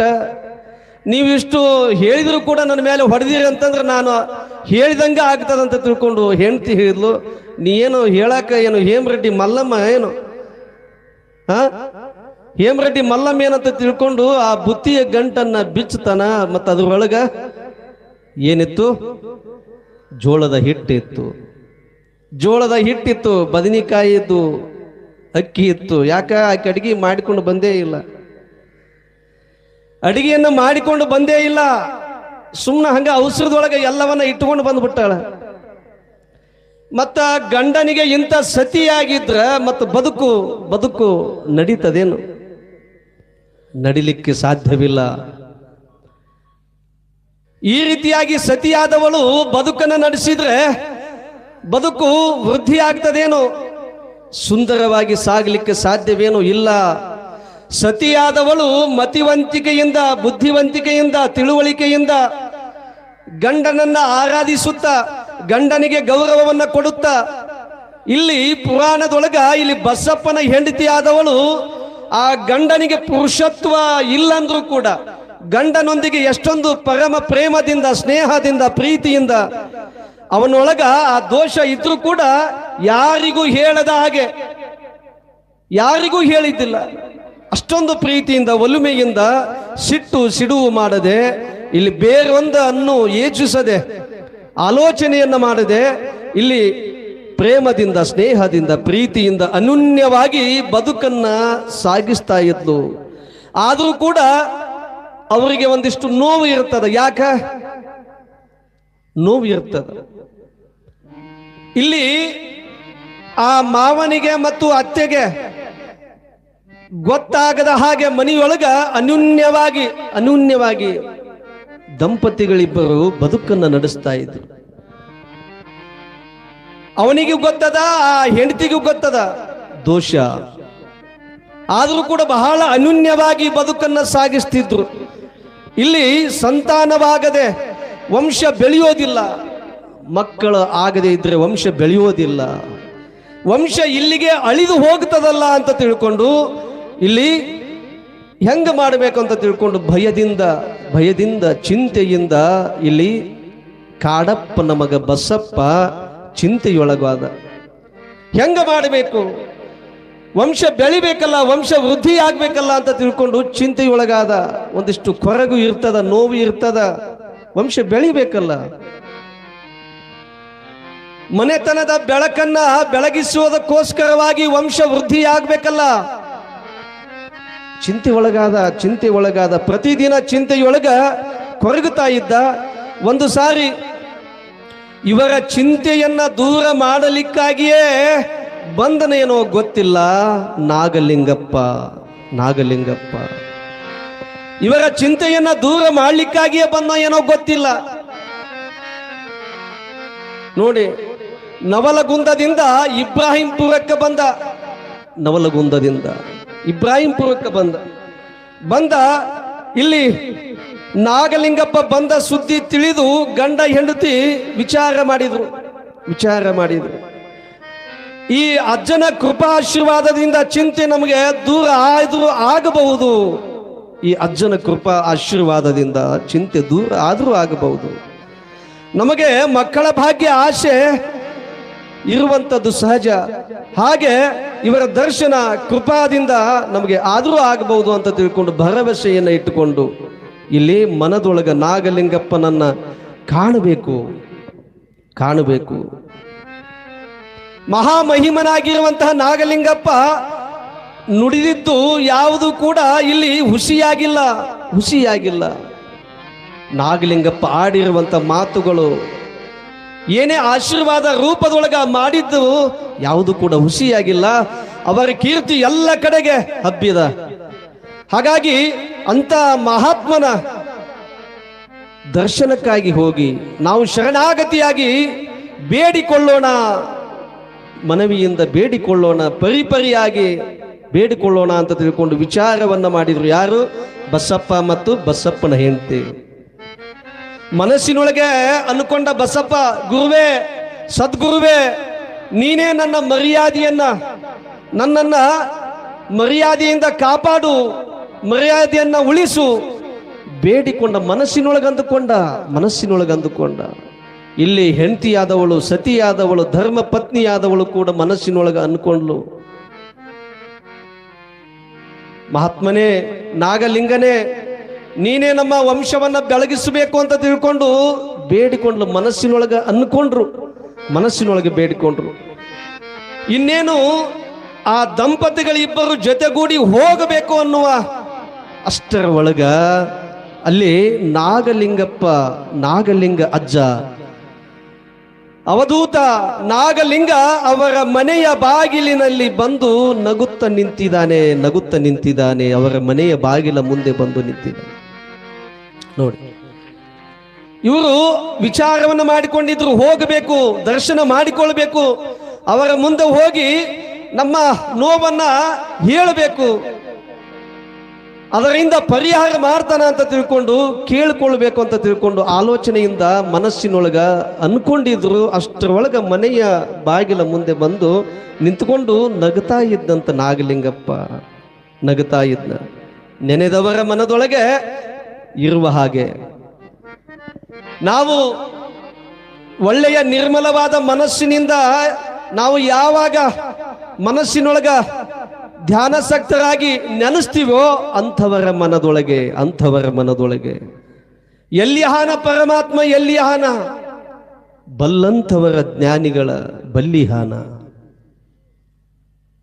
ಎಲ್ಲಿಹಾನ ಪರಮಾತ್ಮ, ಎಲ್ಲಿಹಾನ ಚಂದದಿ ನಂದಿಯ ಏರ್ಯಾನ, ಸುಂದರ ಕಂತಿಯ ಧರಿಸ್ಯಾನ. ನೋಡಿ, ಎಲ್ಲಿಹಾನ ಪರಮಾತ್ಮ. ಇಲ್ಲಿ ಮನದೊಳಗ ಅಂದುಕೊಂಡಿದ್ರು, ಅಷ್ಟರೊಳಗ ಬಂದು ನಿಂತಿದ್ದಾನೆ ನಾಗಲಿಂಗಪ್ಪ, ಬಂದು ನಿಂತಿದ್ದಾನೆ. ಅವರ ನೋವು ಕಷ್ಟ ಮನದ ಇಂಗಿತವನ್ನ, ಅವರ ಕೂಗನ್ನ ಇಲ್ಲಿ ಕೇಳಿತ್ತೋ ಏನೋ ಗೊತ್ತಿಲ್ಲ, ಬಂದು ನಿಂತಿದ್ದಾನೆ. ಆ ಇಬ್ಬರ ಕೂಗನ್ನ ಅವರನ್ನ ಕರೆದು ಅವರ ಮನೆಯ ಬಾಗಿಲ ಮುಂದೆ ಬಂದು ನಿಲ್ಲಿಸಿದೆ. ಹೀಗೆ ಎಲ್ಲರಿಗೂ ಸಂತೋಷವಾಗ್ತದ ಮನೆಯೊಳಗ. ಬಯಸಿ ಬಂದುದು ಅಂಗಭೋಗ, ಬಯಸದೇ ಬಂದುದು ಲಿಂಗಭೋಗ. ರೋಗಿ ಬಯಸಿದ್ದು ಹಾಲನ್ನೇ, ಡಾಕ್ಟರ್ ಹೇಳಿದ್ದು, ವೈದ್ಯ ಹೇಳಿದ್ದು ಹಾಲನ್ನೇ. ಹಂಗ ಮನಸ್ಸಿನೊಳಗ ಅಂದುಕೊಂಡಿದ್ರು. ನಾಗಲಿಂಗಪ್ಪ ಬಂದು ನಿಂತುಕೊಂಡಲ್ಲ, ಎಲ್ಲರಿಗೂ ಮನೆಯೊಳಗ ಅತ್ತೆಗೆ, ಮಾವನಿಗೆ, ಸೊಸೆಗೆ, ಇವನಿಗೆ ಬಹಳ ಸಂತೋಷ ಆಯ್ತು. ಶರಣರು ಬರುವೆಮಗೆ ಪ್ರಾಣ ಜೀವಾಳವಯ್ಯ ಅನ್ನುವ ಹಾಗೆ ಆ ನಾಗಲಿಂಗಪ್ಪನನ್ನ ಬರಮಾಡಿಕೊಂಡ್ರು. ಮನೆಯೊಳಗ ಆದರದಿಂದ ಆತಿಥ್ಯದಿಂದ ಬರಮಾಡಿಕೊಂಡ್ರು. ನಾಗಲಿಂಗನ ಪಾದಕ್ಕೆ ನೀರನ್ನು ಹಾಕಿ ಒಳಗೆ ಬರಮಾಡಿಕೊಂಡ್ರು.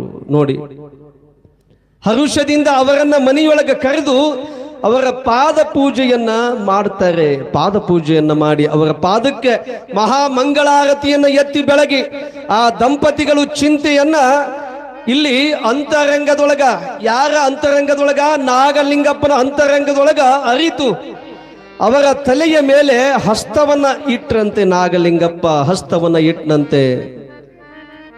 ಅವರ ಒಳಗಿರುವಂತ ನೋವನ್ನ ಅಂತರಂಗದೊಳಗ ಅರಿತು ಅವರ ತಲೆಯ ಮೇಲೆ ಹಸ್ತವನ್ನ ಇಟ್ಟು ಆಶೀರ್ವಾದವನ್ನ ಮಾಡಿದಂತೆ ನಾಗಲಿಂಗಪ್ಪ.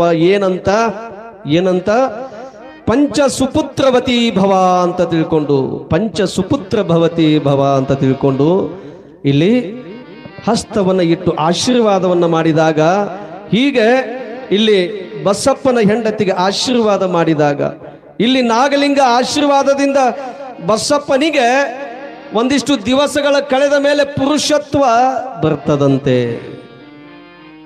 ಕಾಡಪ್ಪನ ಮಗ ಬಸಪ್ಪ ಏನು ಇದ್ನಲ್ಲ, ಅವನಿಗೆ ಪುರುಷತ್ವ ಬರ್ತದಂತ. ನೋಡಿ, ನಾಗಲಿಂಗಪ್ಪನ ಆಶೀರ್ವಾದದಿಂದ ಪುರುಷತ್ವ ಬಂದು ಇಲ್ಲಿ ಪ್ರಾಪ್ತಿಯಾಗ್ತದೆ. ಪುರುಷತ್ವ ಪ್ರಾಪ್ತಿಯಾಗಿ 4 ಜನ ಗಂಡು ಮಕ್ಕಳು, 1 ಹೆಣ್ಣು ಮಗಳಿಗೆ ಜನ್ಮವನ್ನು ಕೊಡ್ತಾಳಂತೆ. ಚಪ್ಪಾಳೆ ಹಾಕ್ರಿ ಸ್ವಲ್ಪ. ಕೈ ಏನು ಮನೆಗಿಟ್ಟು ಬಂದ್ರಿ? ಏನು ಭೀಮಾ ನದಿ ಆಗದವ? ಇಲ್ರಿ, ಅವು ಚಪ್ಪಾಳೆ ಹಾಕಕ್ಕಲ್ಲ, ಸುಮ್ಮನೆ ಮಮ್ಮು ಹೊಡ್ಯಾಕವು. ಈಗೇನು ನೀವು ಬಿಟ್ಟಾಗ ಮಸಾಲೆ ರೈಸ್ ಹೊಡ್ಯಾಕದು. ಚಪ್ಪಾಳೆ ತಟ್ಟಕ್ಕಲ್ರಿ ಅದು ಕೈ. ಮತ್ತೊಬ್ರು ಜೇಬು ಕತ್ತರಿಸಕ್ಕದು. ಇಷ್ಟೆಲ್ಲ ಆ ನಾಗಲಿಂಗಪ್ಪನ ಲೀಲೆಯನ್ನ ಹೇಳಕತ್ತೀವಿ, ಸುಮ್ಮನೆ ಕೂಡ್ತೀರಿ ನೋಡ್ರಿ. ಒಬ್ಬ ಮನುಷ್ಯನಿಗೆ ಪುರುಷತ್ವ ಹೋಗಿತ್ತು, ಮತ್ತೆ ಪುರುಷತ್ವವನ್ನ ಪ್ರಾಪ್ತಿಯ ಮಾಡ್ತಾನ ನಾಗಲಿಂಗಪ್ಪ ಅಂತಂದ್ರೆ ಅವನೊಳಗೆ ಎಂಥ ಶಕ್ತಿ ಇರಬಹುದು ನೀವ ವಿಚಾರ ಮಾಡಿ. ಎಷ್ಟೊಂದು ಅವನೊಳಗ ಶಕ್ತಿ ಅದ. ಆ ಬಸಪ್ಪನಿಗೆ ಪುರುಷತ್ವ ಹೋಗಿತ್ತು, ಮತ್ತೆ ಹೊಳ್ಳಿ ಪ್ರಾಪ್ತಿಯಾಗಿ 4 ಜನ ಗಂಡು ಮಕ್ಕಳು, 1 ಹೆಣ್ಣು ಮಗಳಿಗೆ ಇಲ್ಲಿ ಜನ್ಮವನ್ನ ಕೊಡ್ತಾಳೆ ಆ ತಾಯಿ. ಈ ರೀತಿಯಾಗಿ ಚಿಪ್ಪಾಡಿಯವರ ಮನೆತನ ವಂಶ ವೃದ್ಧಿಯಾಯಿತು. ವಂಶ ಇಲ್ಲಿಗೆ ಮುಗಿತೇನಪ್ಪ, ಅಳಿದು ಹೋಗ್ತೇನಪ್ಪ, ಮುಂದೆ ಬೆಳೆಯೋದಿಲ್ಲ ಅಂತ ತಿಳ್ಕೊಂಡು ಚಿಂತಾ ಲೋಕದೊಳಗೆ ಮುಳುಗಿದ್ರು ದಂಪತಿಗಳು ಮತ್ತು ಚಿಪ್ಪಾಡಿಯವರ ಮನೆತನ. ಇಲ್ಲಿಗೆ ಮುಗಿತೇನಪ್ಪ ಅನ್ನುವಷ್ಟು. ಆ ರೀತಿಯಾಗಿ ಇಲ್ಲಿ ನಾಗಲಿಂಗನ ಆಶೀರ್ವಾದದಿಂದ ವೃದ್ಧಿಯಾಯಿತು, ವಂಶ ಬೆಳೆಯಿತು. ಇಲ್ಲಿ ಅವರ ಮನೆತನ ಬೆಳಗಿ ಬೆಳಕಾಗ್ತದೆ. ಅಂತಹ ಚಿಪ್ಪಾಡಿಯವರ ಮನೆತನ ಇಂದಿಗೂ ಅಜ್ಜನ ಗದ್ದುಗೆಗೆ ಹೋಗಿ ನಡೆದುಕೊಳ್ತಾರಂತೆ. ಇಂದಿಗೂ ಕೂಡ ಚಿಪ್ಪಾಡಿಯವರ ಮನೆತನ ಅಂತದ ಇಬ್ರಾಹಿಂಪುರದೊಳಗ. ಇಂದಿಗೂ ನಾಗಲಿಂಗನ ಗದ್ದುಗೆಗೆ ಹೋಗಿ ದರ್ಶನವನ್ನು ಮಾಡಿಕೊಂಡು ನಡೆದುಕೊಳ್ತಾರೆ. ಯಾಕೆ? ಮನೆತನ ಬೆಳಕನ್ನ ಬೆಳಕಾಗಿ ಚೆಲ್ಲಿದವನೇ ನಾಗಲಿಂಗ. ಅಂತಹ ಮನೆತನದ ವಂಶವನ್ನ ಬೆಳಗಿಸಿದವನೇ ಅಜಾತ ನಾಗಲಿಂಗ, ಅವಧೂತ ನಾಗಲಿಂಗ, ನವಲಗುಂದದ ನಾಗಲಿಂಗ. ಅಂತಹ ಲೀಲೆಗಳನ್ನ ಮಾಡ್ತಾ ಸಮಯ ಆಗ್ಯದ. ರೇಣುಕಾಚಾರ್ಯ ಶಿವಾಚಾರ್ಯ ಶಿಖಾಮಣಿ ಯೋ ವೀರಶೈವ ಸಿದ್ಧಾಂತಂ ಸ್ಥಾಪಯಾಮಾಸ ಭೂತಲೆ ವಾಗರ್ತ ಇವ ಸಂಪೃಕ್ತೋ ವಾಗರ್ತ ಪ್ರತಿಪತ್ತಯೇ ಜಗತಪ್ಪಿತರೋ ಒಂದೇ ಪಾರ್ವತಿ ಪರಮೇಶ್ವರ. ಪ್ರಾರಂಭದಲ್ಲಿ ಪ್ರತಸ್ಮರಣೀಯರು ಜಗವಂದಿತರೂ ಆಗಿರುವ ಪಾರ್ವತಿ ಪರಮೇಶ್ವರರನ್ನ ಪ್ರಾರ್ಥಿಸಿ, ಶ್ರದ್ಧೆಯ ಪಂಚ ಆಚಾರ್ಯರನ್ನ, ಬಸವಾದಿ ಪ್ರಮತರನ್ನ, ಗುರು ಪರಂಪರೆಯನ್ನ ಸ್ಮರಿಸುತ್ತ ಈ ನೆಲವನ್ನ ಪಾವನಗೊಳಿಸಿ ಭಾಗಿ ಬಂದ ಭಕ್ತರ ಭಾಗ್ಯನಿಧಿಯಾಗಿ ನೆಲೆ ನಿಂತಿರುವ ಕರ್ತೃಪುರುಷ ಪ್ರಭುಲಿಂಗೇಶ್ವರರಲ್ಲಿ ನತಮಸ್ತಕನಾಗಿ ಪ್ರಭುಲಿಂಗೇಶ್ವರ ಪುಣ್ಯ ಸ್ಮರಣೋತ್ಸವ 15ನೇ ವರ್ಷದ ಜಾತ್ರಾ ಮಹೋತ್ಸವದ ತನ್ನಿಮಿತ್ತವಾಗಿ ಈ ಎಲ್ಲ ಕಾರ್ಯಕ್ರಮದ ಸಾನ್ನಿಧ್ಯವನ್ನು ಕರುಣಿಸಿ ತಮ್ಮೆಲ್ಲರಿಗೂ ಧರ್ಮದ ಸಂಸ್ಕಾರದ ಸಂಸ್ಕೃತಿಯ ಔತಣವನ್ನ ಏರ್ಪಡಿಸಿ ಭಕ್ತರ ಬದಲಾವಣೆಯೇ ನನ್ನ ಭಾಗ್ಯ, ಭಕ್ತರಿಗೆ ಸಿಗುವ ಸಂಸ್ಕಾರವೇ ನನ್ನ ಸಂಪತ್ತು, ಭಕ್ತರಿಂದನೇ ಎನ್ನ ಅಭ್ಯುದಯ ಅನ್ನುವಂಥ ಪರಮ ಪೂಜ್ಯರಾಗಿರುವ ಶ್ರೀಮಠದ ಒಡೆಯರು, ಸರಳರು, ಅತ್ಯಂತ ಆತ್ಮೀಯರು, ಸಹೋದರ ಸಮಾನರೂ ಆಗಿರುವ ಮನ್ನಿರಂಜನ ಪ್ರಣಮ ಸ್ವರೂಪಿ ಅಭಿನವ ಪ್ರಭುಲಿಂಗ ಮಹಾಸ್ವಾಮಿಗಳಲ್ಲಿ ಅನಂತ ಪ್ರಣಾಮಗಳನ್ನು ಸಲ್ಲಿಸಿ, ಪ್ರಭುಲಿಂಗ ಮಹಾಸ್ವಾಮಿಗಳು ಆಯ್ಕೆ ಮಾಡಿರುವಂಥ ಪುರಾಣ ಬಹಳ ಅದ್ಭುತವಾದ ಪುರಾಣ. ಅಜಾತ ನವಲಗುಂದದ ನಾಗಲಿಂಗ. ಬಹಳ ಸುಂದರವಾದ ದೃಷ್ಟಾಂತನಗಳನ್ನು ಹೇಳ್ತಾ ನಮ್ಮ ಶಾಸ್ತ್ರಿಗಳು ಅವರ ವರ್ಣನೆಯನ್ನ ಮಾಡ್ತಾ ಇದ್ರು. ಎಷ್ಟು ಅದ್ಭುತವಾದ ಬದುಕನ್ನ ಅವರೆಲ್ಲ ಕಳೆದವರು, ಅವರೆಲ್ಲ ಸಿದ್ಧಾರೂಢರು, ನವಲಗುಂದದ ನಾಗಲಿಂಗರು, ಗರಗದ ಮಡಿವಾಳೇಶ್ವರರು, ಇವರೆಲ್ಲ ಸಮಕಾಲೀನರು. ಅವರೆಲ್ಲ ಒಂದೇ ಕಾಲದೊಳಗಿದ್ದವರು. ಅದ್ಭುತವಾದ ಬದುಕನ್ನ ಹೆಂಗ ಬದುಕಿ ಹೋದ್ರು ಅಂದ್ರ, ನಾವೆಲ್ಲ ಎಷ್ಟೋ ಜನ ನವಲಗುಂದ ನಾಗಲಿಂಗರ ಊರು ಒಳಗೆ ಹುಟ್ಟಿದವರು ಎಷ್ಟೋ ಜನ ಇವತ್ತು ಇಲ್ಲ. ಆದ್ರೆ ನಾಗಲಿಂಗರ ಹೆಸರು ಉಳಿದದ. ಯಾಕ ಅಂದ್ರ ಅವರು ಧರ್ಮಕ್ಕಾಗಿ, ಸಮಾಜಕ್ಕಾಗಿ, ಭಕ್ತರಿಗಾಗಿ ದುಡಿದಂಥ ವಿಷಯಕ್ಕಾಗಿ ಅವರ ಹೆಸರು ಇನ್ನೂ ಆದರೂ ಉಳಿದದ. ಭಕ್ತಿಗೆ ಬಹಳ ದೊಡ್ಡ ಶಕ್ತಿ ಅದ ಅನ್ನೋದನ್ನ ತೋರಿಸಿಕೊಟ್ಟಂತ ನವಲಗುಂದದ ನಾಗಲಿಂಗರ ಜೀವನ ಚರಿತ್ರೆಯನ್ನ ತಮ್ಮೆಲ್ಲರಿಗೂ ಸಿಹಿಯಾಗಿ, ಹದವಾಗಿ, ರುಚಿಯಾಗಿ, ಹಬ್ಬದ ಅಡಿಗೆಯಂತೆ ಸಿಹಿ ಮಾಡಿ ಉಣಬಡಿಸ್ತಾ ಇರುವಂಥ ನಮ್ಮ ಪ್ರೀತಿಯ ಶಂಕರಯ್ಯ ಸ್ವಾಮಿಗಳವರನ್ನು ಮೊದಲು ಮಾಡಿಕೊಂಡು ಆನಂದ ನಂದಿಕೋಲ್ ಮಠರವರೇ, ಶಾಂತಕುಮಾರ್ ಹಿರೇಮಠರವರೇ ಈ ಕಾರ್ಯಕ್ರಮದ ನಿರೂಪಣೆ ಮಾಡುತ್ತಾ ನಮ್ಮ ಭಾಗದೊಳಗೆ ಧರ್ಮದ ಧ್ವಜವನ್ನ ಸದಾ ಎತ್ತಿ ಹಿಡಿಯುವಂಥ ನಿರ್ವಹಣೆ ಮಾಡ್ತಾ ಇರುವಂಥ ಬಿರಾದರ್ ಸರ್ ಅವ್ರನ್ನ ಒಳಗೊಂಡು ಪ್ರಭುಲಿಂಗೇಶ್ವರ ಮಠದ ಎಲ್ಲ ಭಕ್ತ ಬಳಗವೇ, ಕಮಿಟಿ ವರ್ಗವೇ ಸೇರಿರುವ ಸಮಸ್ತ ಮಾತೆಯರೇ, ಪ್ರತಿ ವರ್ಷನೂ ಕೂಡ ಗುರುಗಳು ಬಂದಾನ್ ಹಿಡಿದು ಪುರಾಣ ಪ್ರವಚನವನ್ನು ಹಚ್ಚುವಂಥದ್ದನ್ನು ರೂಢಿ ಮಾಡ್ಯಾರ. ಇದು ಯಾಕ ಅನ್ನೋದನ್ನು ನೀವು ಪ್ರಶ್ನೆ ಮಾಡ್ಕೋಬೇಕು.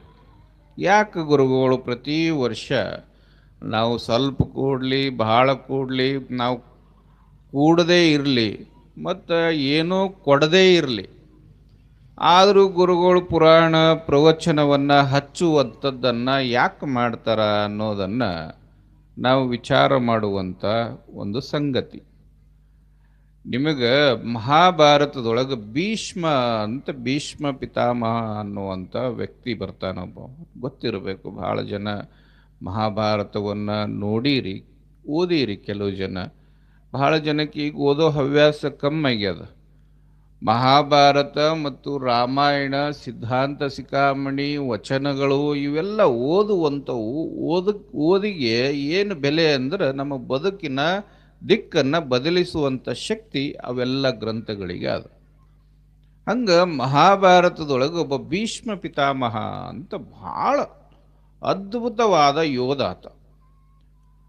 ತನ್ನ ಇಡೀ ಜೀವನ ಬ್ರಹ್ಮಚರ್ಯ ಜೀವನವನ್ನು ಕಳೆದು ಧರ್ಮವನ್ನು, ಸಂಸ್ಕಾರವನ್ನು ಇಟ್ಟುಕೊಂಡು ಬಂದಂಥ ಭೀಷ್ಮ ಪಿತಾಮಹ ಆ ಯುದ್ಧದ ಕತೆ ಹೇಳೋದಿಲ್ಲ. ನಿಮಗೆಲ್ಲ ಯುದ್ಧ ಗೊತ್ತದ, ಪಾಂಡವರು ಕೌರವರು ಮಧ್ಯೆ ಎದಕ್ಕಾಗಿ ಯುದ್ಧ ಆಯಿತು ಅನ್ನೋದು ಗೊತ್ತದ, ಏನೇನೆಲ್ಲ ಆಯಿತು ಅನ್ನೋದು ಗೊತ್ತದ. ಇಲ್ಲಿ ಭೀಷ್ಮ ಪಿತಾಮಹ ಕೊನೆ ಕಾಲಕ್ಕೆ ಬರ್ರಿ, ಅವನಿಗೆ ಸುಮಾರು ಒಂದು 25,000ರಿಂದ 30,000 ಬಾಣಗಳು ನಟ್ಟಿದ್ದವನಿಗೆ. ಅವ ಬಾಣಗಳ ಒಂದು ಹಾಸಿಗೆ ಮೇಲೆ ಮಲಗಿದ್ದ. ನುಣುಪಾದ ಚೂಪಾದ ಬಾಣಗಳು ಅವನ ಶರೀರವನ್ನು ಹೊಕ್ಕಿದ್ದು.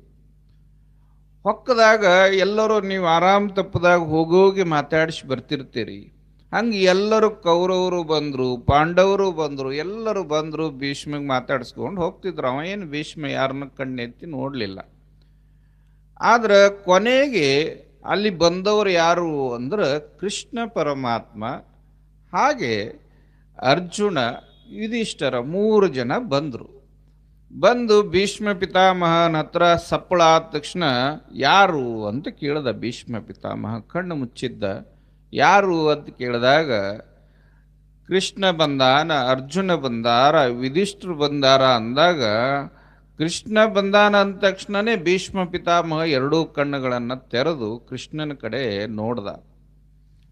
ಏ ಕೃಷ್ಣ ಪರಮಾತ್ಮ, ನೀ 3 ಲೋಕದ ಒಡೆಯ, ಬಾಯಿ ಒಳಗೆ ಬ್ರಹ್ಮಾಂಡವನ್ನು ತೋರಿಸಿದಂಥವ, ನಿನಗೆ ಗೊತ್ತಿರದೇ ಇರುವಂಥದ್ದು ಏನಿಲ್ಲ ಜಗತ್ತಿನೊಳಗೆ. ನಾನು ಇಡೀ ಜೀವನ, ಈ ಜೀವನ ಅಲ್ಲ 22 ಜನ್ಮಗಳವರೆಗೂ ನಾನು ತಿರುವಿ ಹಾಕೀನಿ. ಒಂದೇ ಒಂದು ಸಣ್ಣ ಕೀಟಕ್ಕೂ ಕೂಡ ನನ್ನಿಂದ ತೊಂದರೆಯಾಗಿಲ್ಲ. ಒಂದೇ ಒಂದು ಪ್ರಾಣಿ ಹಿಂಸೆ ಮಾಡಿಲ್ಲ, ಯಾರಿಗೂ ನಿಂದ ಆಡಿಲ್ಲ, ಯಾರಿಗೂ ಕೆಟ್ಟದ್ದನ್ನು ಬಯಸಿಲ್ಲ. ಬಹಳ ಪರಮ ಪಾವಿತ್ರತೆಯಿಂದ ನಾನು 22 ಜನ್ಮ ಯಾರಿಗೂ ತೊಂದರೆ ಕೊಡದೇ ಇರುವಂಗೆ ಬದುಕದಂಥವನಿಗೆ ಇವತ್ತು 25ರಿಂದ 30,000 ಬಾಣಗಳು ನಟ್ಟಾವ. ಇದರ ಕಾರಣ ಏನು ಅಂತ ನೀವೆಲ್ಲ ಕೇಳ್ತಿರ್ತೀರಲ್ಲ. ಬಹಳ ಜನ ಗುರುಗಳ ಬಳಿ ಬಂದಾಗ ಕೇಳ್ತಿರ್ತೀರ, ಅಪ್ಪವ್ರು ನಾವು ಯಾರಿಗೂ ಏನೂ ಮಾಡೇ ಇಲ್ಲ, ಆದರೂ ನಮ್ಗೆ ಯಾಕೆ ಕಾಡ್ತದ, ನಮಗೆ ಯಾಕಷ್ಟು ತೊಂದರೆಗಳು ಬರ್ತಾವ, ನಮಗೆ ಯಾಕಷ್ಟು ಸಮಸ್ಯೆಗಳು ಬರ್ತಾವ ಅಂತ ಕೇಳ್ತಿರ್ತೀರಿ ನೀವು. ಅವಾಗ ಗುರುಗಳ ಸಮಾಧಾನದಿಂದ ನಿಮಗೆಲ್ಲ ಉತ್ತರ ಹೇಳ್ತಾರೆ. ಅವಾಗ ಕೃಷ್ಣ ಪರಮಾತ್ಮ ನೀ ಎಷ್ಟು ಜನ್ಮ ಚೆಕ್ ಮಾಡಿ ಅಂತ ಕೇಳದ. ಅವನು 22 ಜನ್ಮ ಚೆಕ್ ಮಾಡಿ. ನಾನು 22 ಜನ್ಮ ಚೆಕ್ ಮಾಡಿಯಲ್ಲ ಭೀಷ್ಮ, ಇನ್ನೊಂದು ಜನ್ಮ ತಿರುವಿ ಹಾಕು ಸಾಕು ಅಂದ. 23ನೇ ಜನ್ಮದೊಳಗೆ ಏನು ಮಾಡಿದ್ನಿ, ಹಿಂದಿನದು ನಾ ಹೇಳೋದು, ಹಿಂದಿನ ಜನ್ಮಗಳು ಅಷ್ಟು ಜ್ಞಾನ ಇತ್ತು ಅವಾಗ. ಹಿಂದಿನ ಜನ್ಮದ 23ನೇ ಜನ್ಮದೊಳಗೆ ತಿರುವಿ ಹಾಕಿದಾಗ ಭೀಷ್ಮ ಹಾ ಅಂದ, ಬರೋಬ್ಬರಿ ಅದ ಅಂದ. ಅಂಥದ್ದು ಏನು ಮಾಡ್ಯಾನ 23 ಜನ್ಮದ ಹಿಂದ ಭೀಷ್ಮ ಏನು ಮಾಡಿದ್ದ ಅಂದ್ರೆ, ಈ ಪಾತ್ರಗಿತ್ತಿ ಅಂತ ಬರ್ತಾವಲ್ಲ, ಪಾತ್ರಗಿತ್ತಿ ನಮ್ಮ ಕಡೆ ಬೇರೆ ಒಂದು ಹುಳ ಬರ್ತಾವದ ರವ್ಯಾವಕ್ಕೇನ ಅಂತಿದ್ರು ಮೊದಲು ನಾವು ಸಣ್ಣವರಿದ್ದಾಗ ಆಡ್ತಿದ್ವಿ. ಅವಕ್ಕ ಪಾತ್ರಿಗಿತ್ತಿಗೆ ಒಂದು ಮುಳ್ಳು ಚುಚ್ಚಿ ಅದಕ್ಕೆ ದಾರ ಕಟ್ಟಿ ಹಾರಿಸ್ತಿದ್ನಂತ. ಹಾರಿ ಹೋಗ್ಬಾರ್ದಲ್ಲ, ಎಲ್ಲಿ ಹೋಗಬಾರ್ದು ಅಂತ ಅದನ್ನು ಹಾರಿಸ್ತಿದ್ದ. ಅದು ದೂರ ಹೋಗೋಣ ಮತ್ತು ದಾರ ಹಿಡಿದು ಎಳೀತಿದ್ದ. 23ನೇ ಹಿಂದಿನ ಜನ್ಮದೊಳಗೆ ಸಣ್ಣವಿದ್ದಾಗ ಬಾಲ್ಯದೊಳಗೆ ಆ ತಪ್ಪನ್ನು ಆತ ಮಾಡಿದ್ದ. ಏನು ಮಾಡಿದ್ದ? ಒಂದು ಮುಳ್ಳನ್ನು ಒಂದು ಕೀಟಕ್ಕೆ, ಪ್ರಾಣಿನೂ ಅಲ್ಲದು ಕೀಟಕ್ಕೆ ಚುಚ್ಚಿದಕ್ಕೆ ಅವನಿಗೆ ಇವತ್ತು ಎಷ್ಟು ಬಾಣ ನಟ್ಟವ? 25,000ರಿಂದ 30,000 ಬಾಣಗಳು ಆತಗೆ ನಟ್ಟಾವ. ನಮ್ಮ ಜನ್ಮದೊಳಗೆ ಈಗೇನು ನಮಗೆ ಕಷ್ಟಗಳು ಬರ್ತಾವಲ್ಲ, ನಮಗೇನು ತೊಂದರೆಗಳು ಬರ್ತಾವಲ್ಲ, ನಾವು ಇದೇ ಜನ್ಮದಾಗ ಮಾಡಿದ್ದಲ್ಲ. ಇದು ಪ್ರಾರಬ್ಧ. ನಮ್ಮ ಜನ್ಮಾಂತರದಿಂದ ನಾವು ಏನು ಮಾನವರಾಗಿ ಹುಟ್ಟುಕೋತ ಬಂದೀವಿ, ನಮ್ಮ ಹಿಂದಿನ ಜನ್ಮದೊಳಗೆ ನಾವು ಯಾವ್ಯಾವ ಕರ್ಮಗಳನ್ನು ಮಾಡೀವಿ, ಆ ಪ್ರಕಾರ ನಮ್ಮ ಜೀವನ ಈಗಿನ ವ್ಯವಸ್ಥೆಯೊಳಗೆ, ಈ ಸದ್ಯದ ಟೈಮಿನೊಳಗೆ ನಡೀತಿರ್ತದೆ.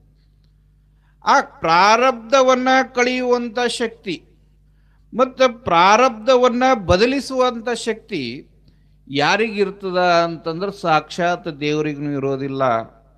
ಯಾರಿಗಿರ್ತದ ಅಂದ್ರೆ ನಗುರೋರಧಿಕಂ, ಗುರುವಿನಿಗಿಂತ ಬಿಟ್ಟು ಮತ್ತೊಂದು ಯಾವುದೂ ಅಧಿಕ ಇಲ್ಲ ಅಂತ ಏನು ಶಾಸ್ತ್ರ ಹೇಳ್ಯದಲ್ಲ, ಅಂತ ಗುರುವಿಗೆ ಮಾತ್ರ ನಮ್ಮ ಪ್ರಾರಬ್ಧವನ್ನು ಕಳೆಯುವಂಥ ಶಕ್ತಿ ಇರ್ತದೆ. ನಿಮಗೆ ಇನ್ನೂ ಒಂದು ಸಣ್ಣ ಉದಾಹರಣೆಯನ್ನು ಹೇಳ್ತೀನಿ ಕೇಳ್ರಿ. ಒಂದು ಗಿಳಿ ಇತ್ತು. ಗಿಳಿ ಬಹಳ ಸುಂದರವಾದ ಗಿಳಿ, ಕಾಡಿನೊಳಗೆ ಇತ್ತದು. ಆ ಗಿಳಿಗೆ ಏನು ಫ್ರೆಂಡ್ ಇತ್ತು ಅಂದ್ರೆ, ಯಾವುದು ಫ್ರೆಂಡ್ ಇತ್ತು ಅಂದ್ರೆ ಗರುಡ ಇತ್ತು. ಗರುಡ ನಿಮಗೆಲ್ಲ ಗೊತ್ತದು. ಗರುಡ ವಿಷ್ಣುವಿನ ವಾಹನ ಅನ್ನೋದು ಗೊತ್ತದು. ಅದು ಅವಾಗವಾಗ ಟೈಮ್ ಸಿಕ್ಕಾಗೆಲ್ಲ ನೀವು ಹೆಂಗೆಲ್ಲ ನಿಮ್ಮ ಗೆಳತಿಯರಿಗೆ ಭೇಟಿ ಆಗಕ್ಕೆ ಹೋಗ್ತೀರಿ, ಹಂಗೆ ಆ ಗಿಳಿಗೆ ಭೇಟಿ ಆಗಕ್ಕೆ ಗರುಡ ಬರ್ತಿತ್ತು. ಕಾಡಿಗೆ ಬಂದಾಗೆಲ್ಲ ಬೇಡ್ತಿತ್ತು, ಮಾತಾಡ್ತಿತ್ತು, ಸಮಯ ಕಳೆದು ಹೋಗ್ತಿತ್ತು. ಒಂದು ಸಲ ಕಾಡಿನೊಳಗೆ ಯಮಧರ್ಮರಾಜ ಹೋಗ್ಬೇಕಾದ್ರೆ ಆ ಗಿಳಿ ಕಣ್ಣಿಗೆ ಕಾಣ್ತದ. ಗಿಳಿ ಕಣ್ಣಿಗೆ ಕಂಡಾಗ ಯಮಧರ್ಮರಾಜ ಗಿಳಿ ನೋಡಿ ನಕ್ಕ. ಗಿಳಿ ನೋಡಿ ನಕ್ಕಗಳೇನಿ ಉಳಿದವ್ರು ಯಾರು ನಕ್ಕರು ನಡೀತದ, ಯಮ ನಕ್ಕರು ನಡೆಯೋದಿಲ್ಲ ಅಂತ ಗಿಳಿ ಗೊತ್ತಾಯ್ತು. ನನಗೇನೋ ಕಾದದ. ಯಾಕಂದ್ರೆ ಸಾಕ್ಷಾತ್ ಯಮ ನನ್ನ ನೋಡಿ ನಕ್ಕಾನ ಅಂದ್ರೆ ನನ್ನ ಜೀವನ ಮುಗೀತು, ಅಂತ್ಯ ಬಂತು ಅಂತ ಆತ ಅನ್ಕೋತು. ಗಿಳಿ ಅನ್ಕೊಂಡು ಚಿಂತೆ ಮಾಡ್ಕೋತ ಕುಂದಿರ್ಬೇಕಾದ್ರೆ ನಾವೆಲ್ಲ ಕಷ್ಟ ಬಂದಾಗ ಯಾರನ್ನ ನೆನೆಸ್ತೀವಿ? ಯಾರು ನಮ್ಮ ಹತ್ರ ಅದಾರ, ಯಾರು ನಮ್ಮ ಹೃದಯಕ್ಕೆ ಸಮೀಪ ಅದಾರ, ಯಾರು ನಮ್ಮನ್ನ ತಿಳಿದು ನಮಗೆ ಸಾಂತ್ವನ ಹೇಳುವಂಥವ್ರು ಅದಾರ, ನಮ್ಮನ್ನ ಕಷ್ಟದಿಂದ ಪಾರು ಮಾಡೋರು ಯಾರದಾರ ಅವ್ರನ್ನ ನಾವು ಬಯಸ್ತೀವಿ. ಇದು ಎಲ್ಲದು ಪ್ರಾಣಿ ಪಕ್ಷಿ ಪ್ರತಿಯೊಂದರಲ್ಲಿ ಇರುವಂಥದ್ದು ಇದು ಗುಣ. ಹಂಗೆ ಆ ಗಿಳಿ ಬೈಸಾಕತ್ತಿತ್ತು, ಗರುಡ ಯಾಕೆ ಬರೋವಲ್ದು, ನನಗೆ ಗೆಳೆ ಯಾಕೆ ಬರೋವಲ್ದು, ನಾ ಅದಕ್ಕೆ ಹೇಳಬೇಕು.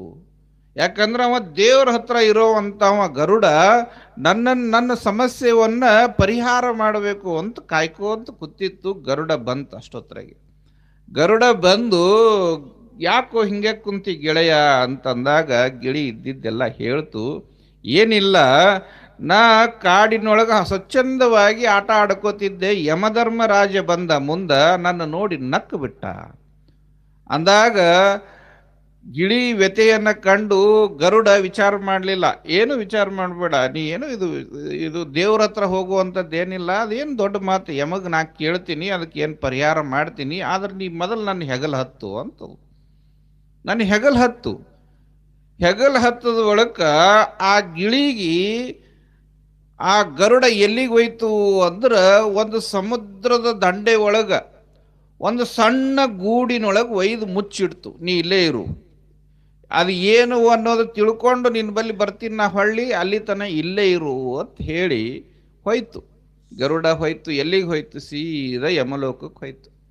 ಯಮಲೋಕಕ್ಕೆ ಹೋಗಿ ಯಮಧರ್ಮರಾಜಕ್ಕೆ ಕೇಳ್ತು, ಅಲ್ಲೋ ನೀ ನಮ್ಮ ಕಾಡಿನೊಳಗಿರುವ ಗಿಳಿಯನ್ನು ನೋಡಿ ನಕ್ಕಿ ಅಂತ ರಾಜ ಯಾಕ ಅಂದಾಗ ಯಮಧರ್ಮರಾಜ ಹೇಳ್ದ, ಯಾವ ಗಿಳಿ? ಅದು ಕಾಡಿನೊಳಗಿರೋದು. ಹೌದು, ಸರಿ ನೋಡಿ, ನೀ ಅದರದ ಆಯುಷ್ಯ ಮುಗಿದಿತ್ತು, ಅದಕ್ಕೆ ನನಗೆ ನಗು ಬಂತು. ಯಾಕೆ ನಗು ಬಂತು? ಯಾರ ಆಯುಷ್ಯ ಮುಗಿದ್ರೆ ನಿನಗೆ ನಗು ಬರ್ತದೆ ಅಂತ ಕೇಳ್ತದು ಹಳ್ಳಿ ಗರುಡ. ಇಲ್ಲ, ಇಲ್ಲಿರೋ ಸಣ್ಣ ಗಿಳಿ ಸಮುದ್ರ ದಾಟಿ ಹೋಗಿ ಒಂದು ಗೂಡಿನೊಳಗೆ ಬೆಕ್ಕಿನ ಬಾಯಾಗ ಸಿಗ್ತದ, ಇದು ಹೆಂಗರೆ ಹಾರ್ತಿರ್ಬೇಕಿಟ್ಟು ಅಂತ ನನಗೆ ಆಲೋಚನೆ ಬಂತು. ಅದಕ್ಕೆ ನಾ ವಿಚಾರ ಮಾಡಿ ನಕ್ಯ ಅಂತ ಹೇಳ್ತು. ಅನ್ನೋದ್ರಾಗೆ ಇದೇನೋ ಗಿಳಿಗೆ ಒಯ್ದು ಇಟ್ಟಿತ್ತಲ್ಲ ಮಾಡಿದಾಗ ಅಲ್ಲೇ ಒಂದು ಬೆಕ್ಕಿತ್ತು, ಬೆಕ್ಕ ಆ ಗಿಳಿಗೆ ಹೊಡೆದು ತಿಂದು ಬಿಡ್ತು. ನಮ್ಮ ಜನ್ಮದೊಳಗೆ ಏನು ಬರ್ದದ ಭಗವಂತ ಏನು ಬರ್ದನ ಅದನ್ನು ಬದಲಿಸೋಕೆ ಯಾರಿಂದನೂ ಸಾಧ್ಯ ಇಲ್ಲ. ಗರುಡ ಎಲ್ಲ ದೇವ್ರ ಹತ್ರ ಇರೋದು, ದೇವರ ಸೇವೆ ಮಾಡೋದು, ಆದ್ರೂ ಕೂಡ ಗಿಳಿಯ ಸಾವನ್ನ ತಪ್ಪಿಸೋಕಾಗ್ಲಿಲ್ಲ. ನಾವು ಅದನ್ನ ಅರ್ಥ ಮಾಡ್ಕೋಬೇಕು ಸೂಕ್ಷ್ಮವಾಗಿ. ನಮ್ಮ ಪ್ರಾರಬ್ಧದೊಳಗ ನಮ್ಮ ಕರ್ಮಾನುಸಾರವಾಗಿ ಪ್ರತಿಯೊಂದು ಉಸಿರಿಗೂ ಕೂಡ ಲೆಕ್ಕ ಅದ, ಪ್ರತಿಯೊಂದು ಉಸಿರಿಗೂ ಕೂಡ ಲೆಕ್ಕ ಅದ. ಆ ಪ್ರಮಾಣದೊಳಗೆ ನಾವು ಬದುಕುವಂತ ಮಾನವರಿಗೆ ನಮ್ಮ ಜನ್ಮದ ಬಂದಿರುವಂತ ಪ್ರಾರಬ್ಧವನ್ನ ಕರ್ಮವನ್ನ ಕಳೆಯುವಂತ ಶಕ್ತಿ ಯಾರಿಗದಂದ್ರೆ ಗುರುವಿಗೆ ಮಾತ್ರ ಅದ. ಅದಕ್ಕೆ ಗುರು ಆದವ ಏನು ಮಾಡ್ತಾನ ಅಂದ್ರೆ ಭಕ್ತರಿಗೆ ಕರ್ಮಗಳನ್ನ ಮಾಡದೇ ಇರುವಂತ ಕಾಯಕವನ್ನ ಕಲಿಸ್ತಾನ, ಕರ್ಮಗಳನ್ನ ಮಾಡದೇ ಇರುವ ಕಾಯಕಗಳನ್ನ ಕಳಿಸ್ತಾನ. ಅದರಿಂದ ಜೀವನ ಸಫಲ ಆಗ್ಲಿ ಅನ್ನೋ ದೃಷ್ಟಿಕೋನ ಗುರುವಿನ ಹತ್ರ ಇರುತ್ತದೆ. ಅದಕ್ಕೆ ಪ್ರತಿ ವರ್ಷನೂ ಕೂಡ ಗುರುಗಳು ಏನ್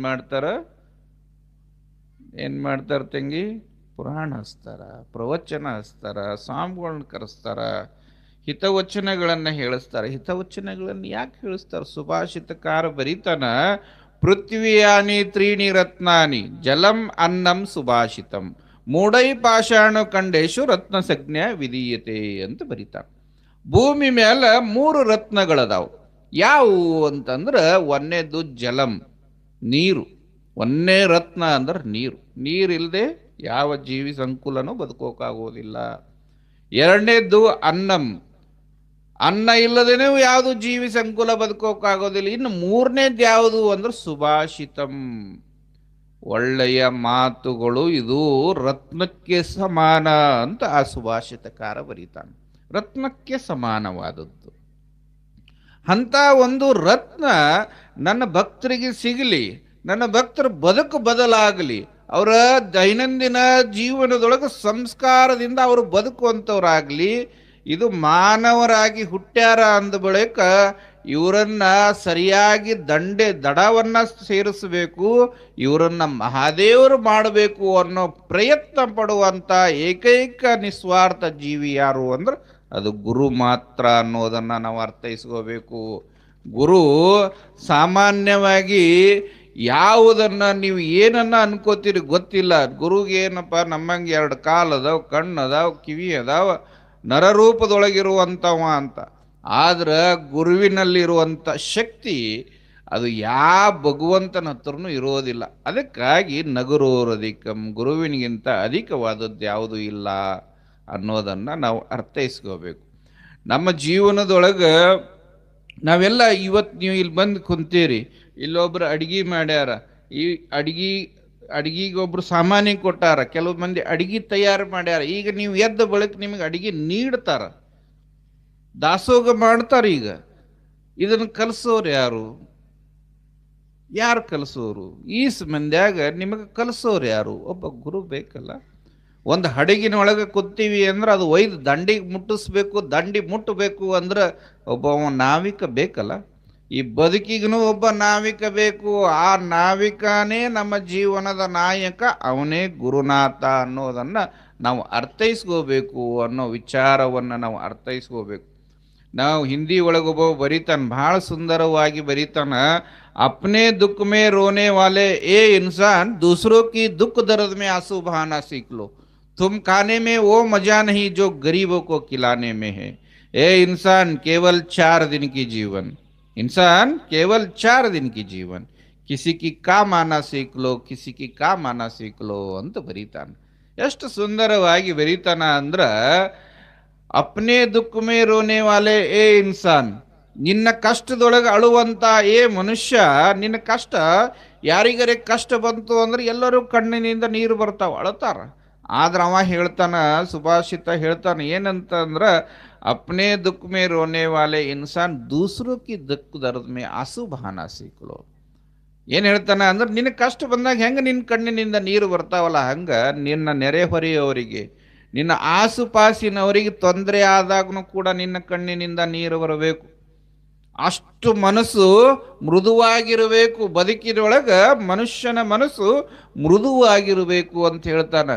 ಎಲ್ಲಿ ಭಗವಂತ ಅಡಿಗೆ ಕುಂತಾನ ಅಂತ ಒಬ್ಬ ಕವಿ ಕೇಳಿದಾಗ ಬಹಳ ಸುಂದರ ಉತ್ತರ ಕೊಡ್ತಾನ. ಮತ್ತೊಬ್ಬರ ಕಷ್ಟವನ್ನ ನೋಡಿ ಯಾರ ಮನಸ್ಸು ಮರ ಮರ ಮರ ಅಂತ ಮರಗುತ್ತದಲ್ಲ, ಆ ಮರಗುವಂತ ಮನಸ್ಸಿನೊಳಗೆ ಭಗವಂತ ಅಡಿಗೆ ಕುತ್ತಾನ ಅಂತ ಬರೀತಾನ ಆಧುನಿಕ ಕವಿ. ಎಲ್ಲಿ ಅದನ ಭಗವಂತ ಅಂದ್ರೆ ಮತ್ತೊಬ್ಬರ ಕಷ್ಟ ನೋಡಿ ಮರಗುವಂತ ಮನಸ್ಸಿನೊಳಗದಾನ. ಹಂಗ ಆತ ಹೇಳ್ತಾನ, ಮತ್ತೊಬ್ಬರ ಕಷ್ಟದೊಳಗೆ ನಿನ್ನ ಕಣ್ಣಿನಿಂದ ನೀರು ಸುರಿಸುವಂತ ಮನಸ್ಥಿತಿಯನ್ನ ನೀನು ಬೆಳೆಸು. ತುಮ್ ಖಾನೆ ಮೇ ವೋ ಮಜಾ ನಹಿ ಜೋ ಗರೀಬೋ ಖಿಲಾನೆ ಮೇ. ನಿನಗೆ ಭಗವಂತ ಕೊಟ್ಟಾನ, ಬೇಕು ಬೇಡದ್ದನ್ನ ಕೊಟ್ಟಾನ, ನೀ ಮಾಡ್ಕೊಂಡು ಉಣೋದ್ರ ಏನು ದೊಡ್ಡ ಮಾತಿಲ್ಲ. ಆ ಮಾಡ್ಕೊಂಡಿದ್ದಂಥ ಅಡಿಗೆ ಒಳಗೆ ಒಂದಿಷ್ಟು ಬಡವರಿಗೆ, ಒಂದು ತುತ್ತು ಬಡವನಿಗೆ ಹಂಚು ಉಣ್ಣು. ಆ ಅನ್ನಕ್ಕೆ ಅರ್ಥನೂ ಬರ್ತದ, ಆ ಅನ್ನಕ್ಕೆ ಪುಣ್ಯನೂ ಬರ್ತದ ಅಂತ ಹೇಳ್ತಾನ. ಮತ್ತು ಇನ್ನೊಂದು ಮಾತು ಹೇಳ್ತಾನ, ಕೊನೆ ಸಾಲು ಬಹಳ ಕಟು ಸತ್ಯ. ಏ ಇನ್ಸಾನ್ ಕೇವಲ್ 4 ದಿನ ಕಿ ಜೀವನ್, ಕೇವಲ್ 4 ದಿನ ಕಿ ಜೀವನ್. ಇದು ಎಷ್ಟು ದಿನದ ಜೀವನ ಅದ ಅನ್ಕೊಂಡಿರಿ ನೀವು? ರಾಮ ಬಂದಿದ್ದ, ವಿಷ್ಣುವಿನ ಪ್ರತಿರೂಪ, ಕೃಷ್ಣ ಬಂದಿದ್ದ, ಇವರೆಲ್ಲ ದೇವತಾ ಮಾನವರು, ದೇವರೇ ಮಾನವ ರೂಪದೊಳಗೆ ಬಂದವರು. ಇವರೆಲ್ಲ ಎಲ್ಲಿಗೆ? ಇದು ಮೃತ್ಯು ಲೋಕಕ್ಕೆ. ಅವರಿಗೆ ಬಿಟ್ಟಿಲ್ಲ. ಇನ್ನು ನಾವು ಈಗೇನು ಸ್ವಲ್ಪ ನೀವೇನು ಪುಣ್ಯ ಗಿಣ್ಯ ಮಾಡೀರಿ ಅಂತ ಕೊರೋನಾ ಅನ್ನೋದು ಜಾಳಗಿಯಾಗಿ ಉಳಿದು ಬಂದಿರಿ. ಕೊರೋನಾ ಅನ್ನೋದು ಜಾಳಗಿ ಒಮ್ಮೆ ಬಂದಿತ್ತು, ಒಂದು 2-4 ವರ್ಷ 5 ವರ್ಷ ಆಯಿತು. ಆ ಚಾಣ್ಯಾಗ ಎಟ್ಟೋ ಹೋಗ್ಯಾವಿಲ್ಲ ನಿಮ್ಮ ಊರಾಗ? ಗೊಳ್ಳು ಹೋಗ್ಯಾವಿಲ್ಲ? ಈಗ ಚಾಣ್ತಿರ್ತಿರಲ್ಲ, ಚಾಣಬೇಕಾದ್ರೆ ಗೊಳ್ಳೆಲ್ಲ ಮ್ಯಾಲೆ ಕುಂದಿರ್ತದೆ. ಅದನ್ನ ಏನು ಮಾಡ್ತೀರಿ? ಗೊಳ್ಳ ಏನು ಮಾಡ್ತೀರವ? ತೊಗೊಂಡು ಹಿಂಗೆ ಬಡಿತೀರಿ, ಹೌದಿಲ್ಲ? ಗೊಳ್ಳ ತೊಗೊಂಡು ಏನು ಮಾಡ್ತೀರಿ? ಅದನ್ನು ಬಡಿತೀರಿ. ತೆಳಗೆ ಬಿದ್ದಿದ್ದು ತೊಗೊಂಡೋಗಿ ಅಡಿಗೆ ಮಾಡ್ತೀರಿ. ಈ ಕೊರೋನಾ ಅನ್ನೋ ಜಾಳಿಗೆಯಾಗಿ ಎಷ್ಟೋ ಬಿದ್ದು ಹೋಗ್ಯಾವ. ಈಗ ನೀವೇನು ಬಿದ್ದೀರಿ ತೆಳಗ, ನೀವು ಗಟ್ಟಿ ಇದೀರಿ, ನಿಮಗೆ ಆಯುಷ್ಯ ಗಟ್ಟಿ ಅದ. ಭಗವಂತ ನೀವೆಲ್ಲ ಬದುಕಲಿ ಅಂತ ಬಿಟ್ಟಾನ. ನೀವು ಪುಣ್ಯವನ್ನ ಮಾಡ್ರಿ, ನಿಮ್ಮ ಜನ್ಮದೊಳಗೆ ಒಂದಿಷ್ಟು ಸತ್ಕಾರ್ಯಗಳನ್ನು ಮಾಡ್ರಿ ಅಂತ ಬಿಟ್ಟಾನ. ಇಲ್ಲ ನಾವು ಹಂಗೆ ಹೋಗ್ತೀವಿ ಅಂದ್ರೆ ಮತ್ತೆ ಇನ್ನೊಮ್ಮೆ ಚಾಣಿ ಹಿಡಿತಾನವ. ಆ ಚಾಣ್ಯಾಗ ಎಟ್ಟು ಸಿಗ್ತಾವ ಅಟ್ಟು ತೊಗೊಂಡು ಹಿಂಗೆ ಮತ್ತವ ಹಿಂಗೆ ಬಡಿತಾನ ಮಗ್ಗಲ. ಹಂಗೆ ಬಿಡ್ತಾನಂದೇನು? ಮೊದಲ ಹಿಂಗೆ ಅವ್ರು, ನೀವು ಹೆಣ್ಮಕ್ಳಿಗೆ ಚಂದ ಗೊತ್ತದ, ಹಿಂಗೆ ಹಿಂಗೆ ಬಡಿತಿರ್ತಾರೆ, ಚಾಣಸ ಮುಂದೆ ಹಿಂಗೆ ಹಿಂಗೆ ಬಡಿತಿರ್ತಾರೆ. ಅವಾಗ ಏನು ಗುರುಗಳು ಅಂಜಿಸ್ತಿರ್ತಾರೆ, ಏನು ಏ ತಮ್ಮ ಸುಧಾರಣೆ ಆಗು, ಏ ತಮ್ಮ ಹಂಗೆ ಮಾಡಬೇಡ, ಏ ತಂಗಿ ಹಂಗೆ ಇರಬಾರ್ದು, ಹಿಂಗೆ ಇರಬೇಕು ಅಂತ ಹೇಳ್ದಾಗ ಅದು ಏನು ಹೇಳೋದೇನದಲ್ಲ, ಅದು ಹಿಂಗೆ ಬಡ್ದಂಗೆ. ಅವಾಗ ತಿಳ್ಕೊಂಡವರು ಪಟ್ನೆ ತೆಳಗೆ ಇಳಿದ್ರು ಅಂದರೆ ಇಳಿದ್ರು. ಮತ್ತು ಮ್ಯಾಲೆ ಇರ್ತೀವ್ರಿ ಅಪ್ಪರ, ನಿಮ್ಮ ಮಾತು ನಮ್ಮ ಕಿವ್ಯಾಗ ಹೋಗಲ್ಲ, ನಿಮ್ಮ ಮಾತು ನಮ್ಮ ಮನಸ್ಸಿನಾಗ ಹೋಗಲ್ಲ, ನೀವು ಹೇಳಂಗೆ ಹೇಳ್ರಿ, ನಾವು ಮಾಡಂಗೆ ಮಾಡ್ತೀವಿ ಅಂದ್ರೆ ಭಗವಂತ ಚಾಣಿ ತೋತನ, ಮಗ್ಗಲ ಜಾಡಿಸ್ತಾನ. ಅದಕ್ಕೆ ಗುರುನಾಥ ಆದಂಥವು ಏನು ಮಾಡ್ತಾನ ಅಂದ್ರೆ ನಮ್ಮ ಬದುಕನ್ನು ಬದಲಿಸುವಂಥ ಕೆಲಸವನ್ನು ಮಾಡ್ತಾನ. ಅದಕ್ಕೆ ಅವ ಹೇಳಿದ್ದನು ಅದೇ, 4 ದಿನದ ಜೀವನ ಇದು. ಈ 4 ದಿನದ ಜೀವನದೊಳಗೆ ಹಿಂಗೆ ಬದುಕಬೇಕು ಅಂದ್ರೆ ಕಿಸಿಕಿ ಕಾಮಾನ ಸಿಕ್ಕಲು ಅಂತ ಬರೀತಾನೆ. ಇನ್ನೊಬ್ಬರಿಗಾಗಿ ಒಂದಿಷ್ಟು ಬದುಕೋದನ್ನು ಕಲಿ, ಒಂದು ಸ್ವಲ್ಪ ಒಂದಿಷ್ಟು ಅದ್ರ ನಿನ್ನ ಬದುಕಿನೊಳಗೆ ನಿನ್ನಗೆ ಬೇಕಾದಂಗೆ ನೀ ಬದುಕು. ಅದ್ರ ಜೊತೆ ಒಂದಿಷ್ಟು ನೆರೆಹೊರೆಯವರಿಗೆ ಒಳ್ಳೆಯದನ್ನು ಮಾಡುವಂಥ ಕೆಲಸವನ್ನು ಮಾಡು ಅಂತ ಬರೀತಾನೆ. ಅಂಥ ಒಂದು ಸುಂದರವಾದ ವಿಚಾರವನ್ನು ನಮ್ಮ ಜೀವನದೊಳಗೆ ಅಳವಡಿಸ್ಕೋಬೇಕು ಅಂದ್ರೆ 4 ವಿಚಾರ ಹೇಳ್ತೀನಿ. ನಾನೇನು ಭಾಳ ಮಾತಾಡೋದಿಲ್ಲ, 4 ಮಾತುಗಳು. ತಂಗಿ ಕೇಳ್ತೀರಿ? ಕೇಳ್ತೀರಿ ಇಲ್ಲ ಅನ್ನೋದೇ ಗೊತ್ತಾಗೋವಲ್ದು ನನಗೆ. ಯಾಕಂದ್ರೆ ನಿಮ್ಮ ಚಿತ್ತ ಯಾಕಡೆ ಅದು ಅನ್ನೋದು ನಿಮ್ಗೆ ಭಾಳ ಮಂದಿ, ಇವತ್ತು ಸಂಡೇ ಒಂದು ಆದ, ಇವತ್ತು ಧಾರಾವಾಹಿ ಬಂದವು ಮೋಸ್ಟ್ಲಿ. ಇಲ್ಲಾಂದ್ರೆ ನೀವೇನು ಇಟ್ಟು ಪ್ರಮಾಣದಾಗ ಬರೋರಲ್ಲ ಮಂದಿ. ಮತ್ತು ಬಂದ್ರೂ ಕೆಲವು ಮಂದಿ ಮೊಬೈಲ್ ಕೊಳ್ಳಾಗ ಹಾಕೊಂಡು ಲಿಂಗಪ್ಪಗೆ ನೋಡ್ಕೊಂಡಾಗ ಹಿಂಗೆ ನೋಡೋರು ಭಾಳ ಮಂದಿ ಇರ್ತಾರೆ. ಪುರಾಣದಾಗ ತಲೆ ಕಾಣಬೇಕು, ಕಣ್ಣಿಗೆ ಮೊಬೈಲ್ ಕಾಣಬೇಕು, ಹಿಂಗೂ ಅದ ಮಂದಿಗೆ. ಆದ್ರೆ ಅಗರ್ಕೇಡ್ದೊಳಗೆ ಇವತ್ತರೇ ನನಗೆ ರಾತ್ರಿ ಕನಸ್ದಾಗ ನೀ 3 ರೋಡೇ ಬರ್ತದೆ, ಪಕ್ಕಾ ಬರ್ತದೆ. ಆ ಅಜ್ಜರಿಗೆ ಚಲೋ ಅದೇನು ಅಪ್ಪವ್ರು ನಿಮ್ಮ ಊರಿಗೆ ಬರೋದು ಏನು ದೊಡ್ಡ ಮಾತ್ರಿ, ಒಂದು 15-20 ನಿಮಿಷ ನಾ ಬರ್ತೀನಿ, 20 ಕಿಲೋಮೀಟ್ರ್ ಆದ ಅಂದ್ರೆ ನಮ್ಮ ಗಾಡಿಗೆ ಒಂದು 10 ಇಲ್ಲ 12 ನಿಮಿಷ ಆತು. ನಾನು ಅನ್ಕೊಂಡಿನಿ ಬಿಟ್ಟು ಒಂದು ತಾಸಾಯ್ತು. ನಾ ಹಿಂಗೆ ಕಣ್ಣು ಮುಚ್ಚಿ ಕೂತ್ಬಿಟ್ನಪ್ಪ. ನಾ ಏನು ರೋಡೇ ನೋಡಲ್ಲ ಅಂದೆ. ಇನ್ನು ಮಕ್ಕೊಂಡಾಗ ಅದೇ ಬರಂಗೆ ಕಾಣ್ತದ. ಅಂಥ ಭಯಾನಕ ರೋಡ್ ಅದು. ಹೆಂಗರೆ ಅಡ್ಡಾಡ್ತಿರೋ, ಹೆಂಗರೆ ಬದುಕ್ತಿರೋ, ಯಾರಿಗೂ ಯಾರನ್ನ ಪ್ರಶ್ನೆ ಮಾಡಬೇಕು ಅನ್ನೋದು ಗೊತ್ತಿಲ್ಲ, ಹೆಂಗೆ ನಾವು ಅದನ್ನು ಸರಿ ಮಾಡ್ಕೋಬೇಕು ಅನ್ನೋದು ಯಾರಿಗೂ ಗೊತ್ತಿಲ್ಲ. ಅದ್ರ ಬಗ್ಗೆ ಯಾರಿಗೆ ತಲೆ ಕೆಡಿಸ್ಕೊಳ್ಳೋಷ್ಟು ಸಮಯನೂ ಇಲ್ಲ. ಭಗವಂತ ಎಲ್ಲರಿಗೂ ಅಟ್ಟೆ ಸಮಯ ಕೊಟ್ಟಾನ ಕರೆ, ಆದ್ರೆ ನಿಮಗೆ ಅಗರ್ಕೆ ಹಿಡಿದವ್ರಿಗೆ ಟೈಮೇ ಕೊಟ್ಟಿಲ್ಲ ಮೋಸ್ಟ್ಲಿ. ಅಲ್ಲ, ಯಾವುದರಿ ಹೆರಿಗೆ ಹೆಣ್ಮಗಳು ಆ ಕಡೆ ಹೋದ್ರೆ ಹೆಂಗತ್ತ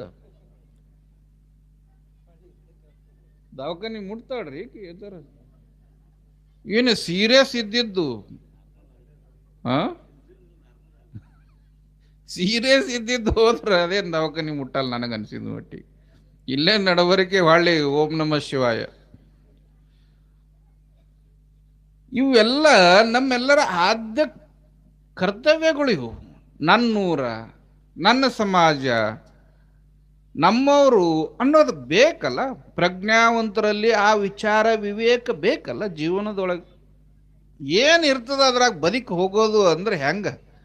ನಾವೆಲ್ಲ ಮಾನವರು ಅರಿವಿನ ಜನ್ಮಕ್ಕೆ ಬಂದೀವಿ ಇಲ್ಲಿ. ಇದು ಅರಿವಿನ ಜನ್ಮ, ಇದು ಅರಿವನ್ನು ಬೆಳೆಸಿಕೊಳ್ಳುವಂಥ ಜನ್ಮಕ್ಕೆ ನಾವು ಬಂದೀವಿ ಅಂದ ಬಳಿಕ ನಾವು ಅರಿವನ್ನು ಅರಿಬೇಕು, ಹೊರತು ಮರಿಬಾರದು ಅನ್ನೋದನ್ನು ನಾವು ಅರ್ಥೈಸ್ಕೋಬೇಕು ಅನ್ನೋ ವಿಚಾರವನ್ನು ಹೇಳಿ 4 ಮಾತು ಹೇಳ್ತೀನಿ ಎಂದಿದ್ದೆ. 4 ಮಾತು ಏನು ಅಂತಂದ್ರೆ, ಒಂದನೇದ್ದು ಈ ತಲೆಯನ್ನು ಕೊಟ್ಟನಲ್ಲ ಭಗವಂತ. ಮತ್ತು ನಂದು ಒಂದೇ ತಲೆ ಅಂತ ಹಿಡ್ಕೊಂಡಿರಿ, ನಿಮ್ಮೂ ಅದಾವಿಲ್ಲ ನೋಡ್ರಿ ಮುಟ್ಟಿ, ಇಲ್ಲೊಂದು ಆದಿಲ್ಲ ಮೇಲೆ. ಈ ತಲೆ ಏನು ಕೊಟ್ಟಾನಲ್ಲ ಭಗವಂತ, ಈ ತಲೆಯಿಂದ ಕೆಟ್ಟದ್ದನ್ನು ಯೋಚಿಸಬಾರದು. ಏನು ಮಾಡಬಾರ್ದು? ಕೆಟ್ಟದ್ದನ್ನು ಯೋಚಿಸಬಾರದು. ಎರಡನೇದು ಇಲ್ಲೊಂದು ಒಳಗದ ಮನಸ್ಸು ಅಂತ ಅದ. ಈ ಮನಸ್ಸಿನಿಂದ ಯಾರ ಬಗ್ಗೆ ಕೆಟ್ಟದ್ದನ್ನ ಭಾವಿಸಬಾರದು. ಮೂರನೇದು ಈ ಕೈಗಳಿಂದ ಯಾರಿಗೂ ಕೆಟ್ಟದ್ದನ್ನ ಮಾಡಬಾರದು, ಯಾರಿಗೂ ಕೆಟ್ಟದ್ದು ಮಾಡಬಾರದು. ನಾಲ್ಕನೇದು ಬಹಳ ಮುಖ್ಯವಾದದ್ದು, ಬಹಳ ಅಮೂಲ್ಯವಾದದ್ದು ಏನು ಅಂದ್ರೆ, ಈ ಬಾಯಿಯಿಂದ ಯಾರಿಗೂ ಕೆಟ್ಟದ್ದನ್ನ ಆಡಬಾರದು. ಇದೇ ಧರ್ಮದ ಸೂತ್ರ, ಇದೇ ಗುರು ತಿಳಿಸುವಂತ ಬದುಕಿಗೆ ಬೇಕಾದಂತ ಸಿದ್ಧಾಂತ. ಇಲ್ಲಿ ಗುರುಗಳು ನಿಮ್ಮನ್ನು ಕಲಿಸೋದೇನು? ಇದೇ 4 ವಸ್ತುಗಳನ್ನ, ಇದೇ 4 ವಿಚಾರಗಳನ್ನ. ಇದನ್ನು ಯಾರ್ಯಾರು ನಿಮ್ಮ ಜೀವನದೊಳಗೆ ಅಳವಡಿಸ್ಕೋತೀರಿ, ನಿಮ್ಮ ಬದುಕು ಬಂಗಾರ ಆಗ್ತದೆ, ಇಲ್ಲಾಂದ್ರೆ ನಿಮ್ಮ ಬದುಕು ಬರಿದಾಗೆ ಉಳಿತದ. ಅದಕ್ಕಾಗಿ ಬದುಕನ್ನ ನಾವು ಬಂಗಾರ ಮಾಡ್ಕೋಬೇಕು ಅಂತಂದ್ರೆ, ನಮ್ಮ ಬದುಕಿನೊಳಗೆ ನಾವು ಒಂದಿಷ್ಟು ಎಂಟಿ ಮೈಂಡ್ ಇಸ್ ಡೆವಿಲ್ ವರ್ಕ್ಶಾಪ್ ಅನ್ನೋ ಹಂಗೆ ಖಾಲಿ ಮೆದುಳು, ಖಾಲಿ ಮನಸ್ಸು ಅನ್ನೋದೇನಿರ್ತದ ದೆವ್ವಗಳ ಕಾರ್ಯಕೊಠಡಿ ಇದ್ದಂಗಂತ. ಅದ್ರಾಗ ಒಂದಿಷ್ಟು ಜ್ಞಾನ, ಅರಿವು ತುಂಬಿಕೊಂಡಾಗ ಮಾತ್ರ ನಮ್ಮ ಬದುಕು ಸಫಲ ಆಗೋಕ್ಕೆ ಸಾಧ್ಯ ಆಗ್ತದ ಅನ್ನೋ ದೃಷ್ಟಿಕೋನವನ್ನು ಇಟ್ಕೊಂಡು ಪ್ರಭುಲಿಂಗ ಸ್ವಾಮಿಗಳು ಪ್ರತಿ ವರ್ಷನೂ ಕೂಡ ಪುರಾಣ ಪ್ರವಚನಗಳನ್ನು ಹಚ್ಚಿ, ಎಲ್ಲೆಲ್ಲಿಂದನೇ ಅವ್ರಿಗೆ ಕಲಾವಿದರನ್ನ ಕರೆಸಿ ಅವರಿಂದ ಜ್ಞಾನದ ದಾಸೋಹವನ್ನು ಏರ್ಪಡಿಸುವಂಥ ನಿಮ್ಮ ಸ್ವಾಮಿಗಳು ಭಾಳ ಸುಂದರ ಮನಸ್ಸಿನ ಸ್ವಾಮಿಗಳವರು. ನಿಜವಾಗಿ ನಾ ಅವ್ರ ಬಗ್ಗೆ ಒಂದು ಮಾತನ್ನು ಹೇಳ್ತೀನಿ. ಎಷ್ಟು ಸುಂದರ ಸ್ವಾಮಿಗಳು ಅಂತಂದ್ರೆ, ಈಗ ಮಳೆ ಬರ್ತಿರ್ತದಲ್ಲ, ಈಗೇನು ಮಳೆ ಬರಲ್ಲ, ಈಗ ಬಂದರೂ ಅವಕಾಳಿ ಬರಬೇಕು. ಈಗ ಮಳೆ ಬರ್ತಿರ್ತದಲ್ಲ, ಎಷ್ಟು ಹನಿ ಭೂಮಿಗೆ ಬೀಳ್ತಾವೆ, ಲೆಕ್ಕ ಇರಲಾರ್ದಷ್ಟು ಬೀಳ್ತಾವೆ ಭೂಮಿಗೆ. ಕೆಲವೊಂದು ಹಳದ ಬೀಳ್ತಾವೆ, ಕೆಲವೊಂದು ಕೊಳದ ಬೀಳ್ತಾವೆ, ಕೆಲವೊಂದು ಎಲ್ಲೆಲ್ಲೋ ಬಿದ್ದು ರೋಡ್ ಮೇಲೆ ಬಿದ್ದು, ರಸ್ತೆ ಮೇಲೆ ಬಿದ್ದು ಹರಿದು ಹೋಗ್ತಾವೆ. ಆದ್ರೆ ಆ ಮಳೆ ಹನಿಗಳು ಕೆಲವೊಂದು ಸಮುದ್ರದಾಗೂ ಬೀಳ್ತಾವೆ, ಸಮುದ್ರದಾಗ ಬಿದ್ದ ಹನಿಗಳೊಳಗೂ ಒಂದು ಹನಿ ಏನು ಮಾಡ್ತದೆ ಅಂದ್ರೆ ಕಪ್ಪಿ ಚಿಪ್ಪಿನೊಳಗೆ ಬೀಳ್ತದೆ, ಕಪ್ಪಿ ಚಿಪ್ಪಿನೊಳಗೆ ಬಿದ್ದ ಹನಿ ಏನಾಗ್ತದೆ? ಮುತ್ತಾಗ್ತದೆ. ಇಲ್ಲಿ ಕೋಟಿ ಕೋಟಿ ಜನ ಇಲ್ಲಿ ಬಂದಾರ, ಎಷ್ಟೋ ಮಂದಿ ಮಳೆ ಹನಿ ಹಂಗೆ ಭೂಮಿ ಮೇಲೆ ನಾವೆಲ್ಲ ಬಂದೀವಿ. ಅದ್ರಾಗ ಒಂದು ಹನಿ ಪ್ರಭುಲಿಂಗನ ಅಂಗಳದೊಳಗೆ ಬಿದ್ದದ, ಅದು ಮುತ್ತಾಗ್ಯದ. ಅದು ಮುತ್ತು ನಿಮ್ಮ ಅಗರಕೇಡಕ್ಕೆ ಬೆಲೆ ತರುವಂಥ ಮುತ್ತಾಗ್ಯದ. ಅದು ಸಾಮಾನ್ಯ ಮುತ್ತಲ್ಲ, ಅದು ಕಿರೀಟದ ಮೇಲೆ ಏರುವಂಥ ಮುತ್ತದು. ಅಂಥ ಮುತ್ತನ್ನು ನೀವು ಪಡೆದಿರಿ ಅಂದ ಬಳಿಕ ಅದನ್ನು ಅಷ್ಟೇ ಜೋಪಾನವಾಗಿ ಅಷ್ಟೇ ಗೌರವದಿಂದ, ಅಷ್ಟೇ ಪ್ರೀತಿಪೂರ್ವಕವಾಗಿ ನೀವು ಕಾಳಜಿಯಿಂದ ಇಟ್ಕೊಂಡ್ರಿ ಅಂದ್ರೆ ನಿಮ್ಮ ಬೆಲೆನೂ ಹೆಚ್ಚಾಗ್ತದ, ಆ ಮುತ್ತಿನ ಹೊಳಪುನೂ ಹೆಚ್ಚಾಗ್ತದೆ. ಇಲ್ಲ ಅಂತಂದ್ರೆ ನೀವು ಅದನ್ನು ಮುತ್ತನ್ನು ನೀವು ಹೆಂಗೆ ಬೇಕಾದಂಗೆ ಕಿಮ್ಮತ್ತಿನ ವಸ್ತುವನ್ನು ತೊಗೊಂಡೋಗಿ ಎಲ್ಲರ ಇಟ್ರಿ ಅಂದ್ರೆ ಆ ಕಿಮ್ಮತ್ತಿನ ವಸ್ತು ಬೆಲೆನೂ ಹೋಗ್ತದ, ಹಾಗೆ ನಿಮ್ಮ ಜೀವನದೊಳಗೆ ಸಿಗುವಂಥ ಬೆಲೆನೂ ಕೂಡ ಕಮ್ಮಿ ಆಗ್ತದ. ಅಂಥ ಮುತ್ತನ್ನು ನೀವು ಭಾಳ ಚಂದ ಜೋಪಾನವಾಗಿ ಮಾಡಿ ಇಟ್ಕೋತೀರಿ ಅನ್ನೋ ಭರವಸೆ ಮೇಲೆ ಒಳಗಿರೋ ಪ್ರಭುಲಿಂಗರ ಆಶೀರ್ವಾದ ಮಾಡಿ ಈ ಮುತ್ತನ್ನು ನಿಮ್ಮ ಕೈಗೆ ಕೊಟ್ಟಾರ. ಈ ಮುತ್ತನ್ನು ಭಾಳ ಚಂದ ಜೋಪಾನ ಮಾಡಿ ಇಟ್ಕೊಳ್ಳುವಂಥ ಪ್ರಯತ್ನ ನೀವೆಲ್ಲ ಭಕ್ತರು ಮಾಡ್ತೀರಿ ಅನ್ನೋ ಒಂದು ಭರವಸೆಯ ಮಾತುಗಳನ್ನು ಆಡಿ ಭಾಳ ಸುಂದರವಾದ ವಿಚಾರಗಳನ್ನು ನಮ್ಮ ಶಾಸ್ತ್ರಿಗಳು, ಸಂಗೀತಗಾರರು, ನಮ್ಮ ತಬಲಾ ವಾದಕರು, ನಮ್ಮ ನಿರೂಪಕರು ಎಲ್ಲರೂ ಸೇರಿ ಇದು ಒಂದು ಸತ್ಸಂಗ ನಡಿಬೇಕು, ಶಿವಧ್ಯಾನ ನಡಿಬೇಕು, ಶಿವನ ಅನುಭವ ನಮಗೆ ಆಗಬೇಕು ಅನ್ನೋ ದೃಷ್ಟಿಕೋನದಿಂದ ಬಹಳ ವ್ಯವಸ್ಥಿತವಾಗಿ ಇಲ್ಲಿ ಕಾರ್ಯವನ್ನು ಕೈಗೊಂಡಾರ. ಆ ಕಾರ್ಯ ಸಫಲವಾಗಲಿ, ವರ್ಷದಿಂದ ವರ್ಷಕ್ಕೆ ಇದು ಹೆಚ್ಚಿನ ಪ್ರಮಾಣದೊಳಗೆ ಬೆಳೆದು ಈ ಪ್ರಭುಲಿಂಗೇಶ್ವರನ ಆಶೀರ್ವಾದದಿಂದ ನಿಮ್ಮೆಲ್ಲರ ಮನೆ ಮಕ್ಕಳು ವಿದ್ಯಾವಂತರಾಗಲಿ, ಬುದ್ಧಿವಂತರಾಗಲಿ, ನಾಡು ನುಡಿಯನ್ನು ಕಟ್ಟುವಂಥ ವೀರ ಯೋಧರಾಗಲಿ ಅಂತ ತುಂಬು ಹೃದಯದಿಂದ ಹಾರೈಸಿ ನನ್ನ ಮಾತುಗಳನ್ನು ಪೂರ್ಣಗೊಳಿಸುತ್ತೇವೆ. ಓಂ ಶಾಂತಿ ಶಾಂತಿ ಶಾಂತಿ. ರಾಧೆಯು ಕೂಡ ಎಲ್ಲರಂತೆ ಒಂದು ಹೆಣ್ಣು,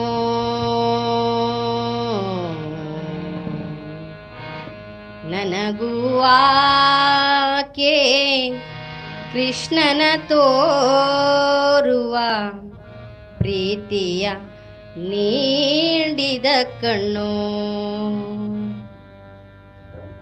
ಲೋಕದ ಕಣ್ಣಿಗೆ ರಾಧೆಯು ಕೂಡ ಎಲ್ಲರಂತೆ ಒಂದು ಹೆಣ್ಣು, ನನಗೂ ಆಕೆ ಕೃಷ್ಣನ ತೋರುವ ಪ್ರೀತಿಯ ನೀಡಿದ ಕಣ್ಣು, ಪ್ರೀತಿಯ ನೀಡಿದ ಕಣ್ಣು.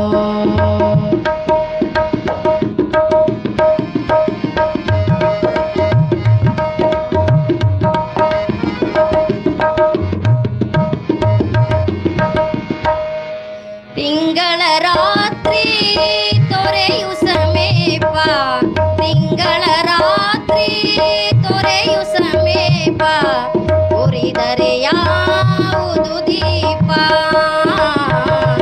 ಉರಿದರೆ ಯಾವುದು ದೀಪ. ಯಾರೋ ಮೋಹನ ಯಾವ ರಾಧೆಗೂ, ಯಾರೋ ಮೋಹನ ಯಾವ ರಾಧೆಗೂ ಪಡುತ್ತಿರುವರು ಪರಿತಾಪ, ಪಡುತ್ತಿರುವರು ಪರಿತಾಪ. ಲೋಕದ ಕಣ್ಣಿಗೆ ರಾಧೆಯು ಕೂಡ ಎಲ್ಲರಂತೆ ಒಂದು ಹೆಣ್ಣು,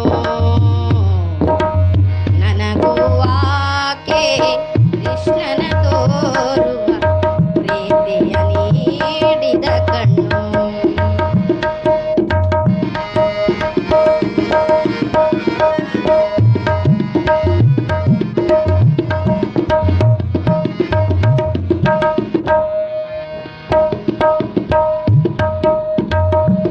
ನಾನು ನನ್ನದು ನನ್ನವರೆನ್ನುತ್ತ, ನಾನು ನನ್ನದು ನನ್ನವರೆನ್ನುತ್ತ, ಹಲವು ತೊಡಕುಗಳ ಬಿರಿಯೇ ಇದು, ಹಲವು ತೊಡಕುಗಳ ಬಿರಿಯೇ.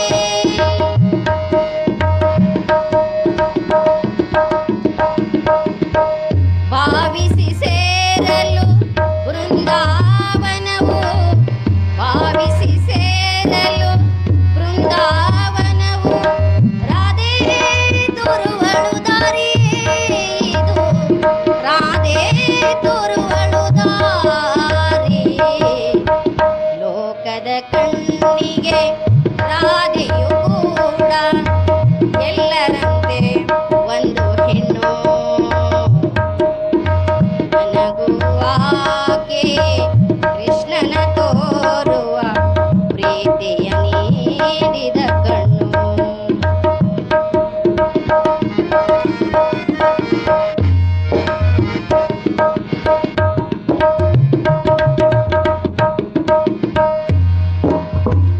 ಮಹಾ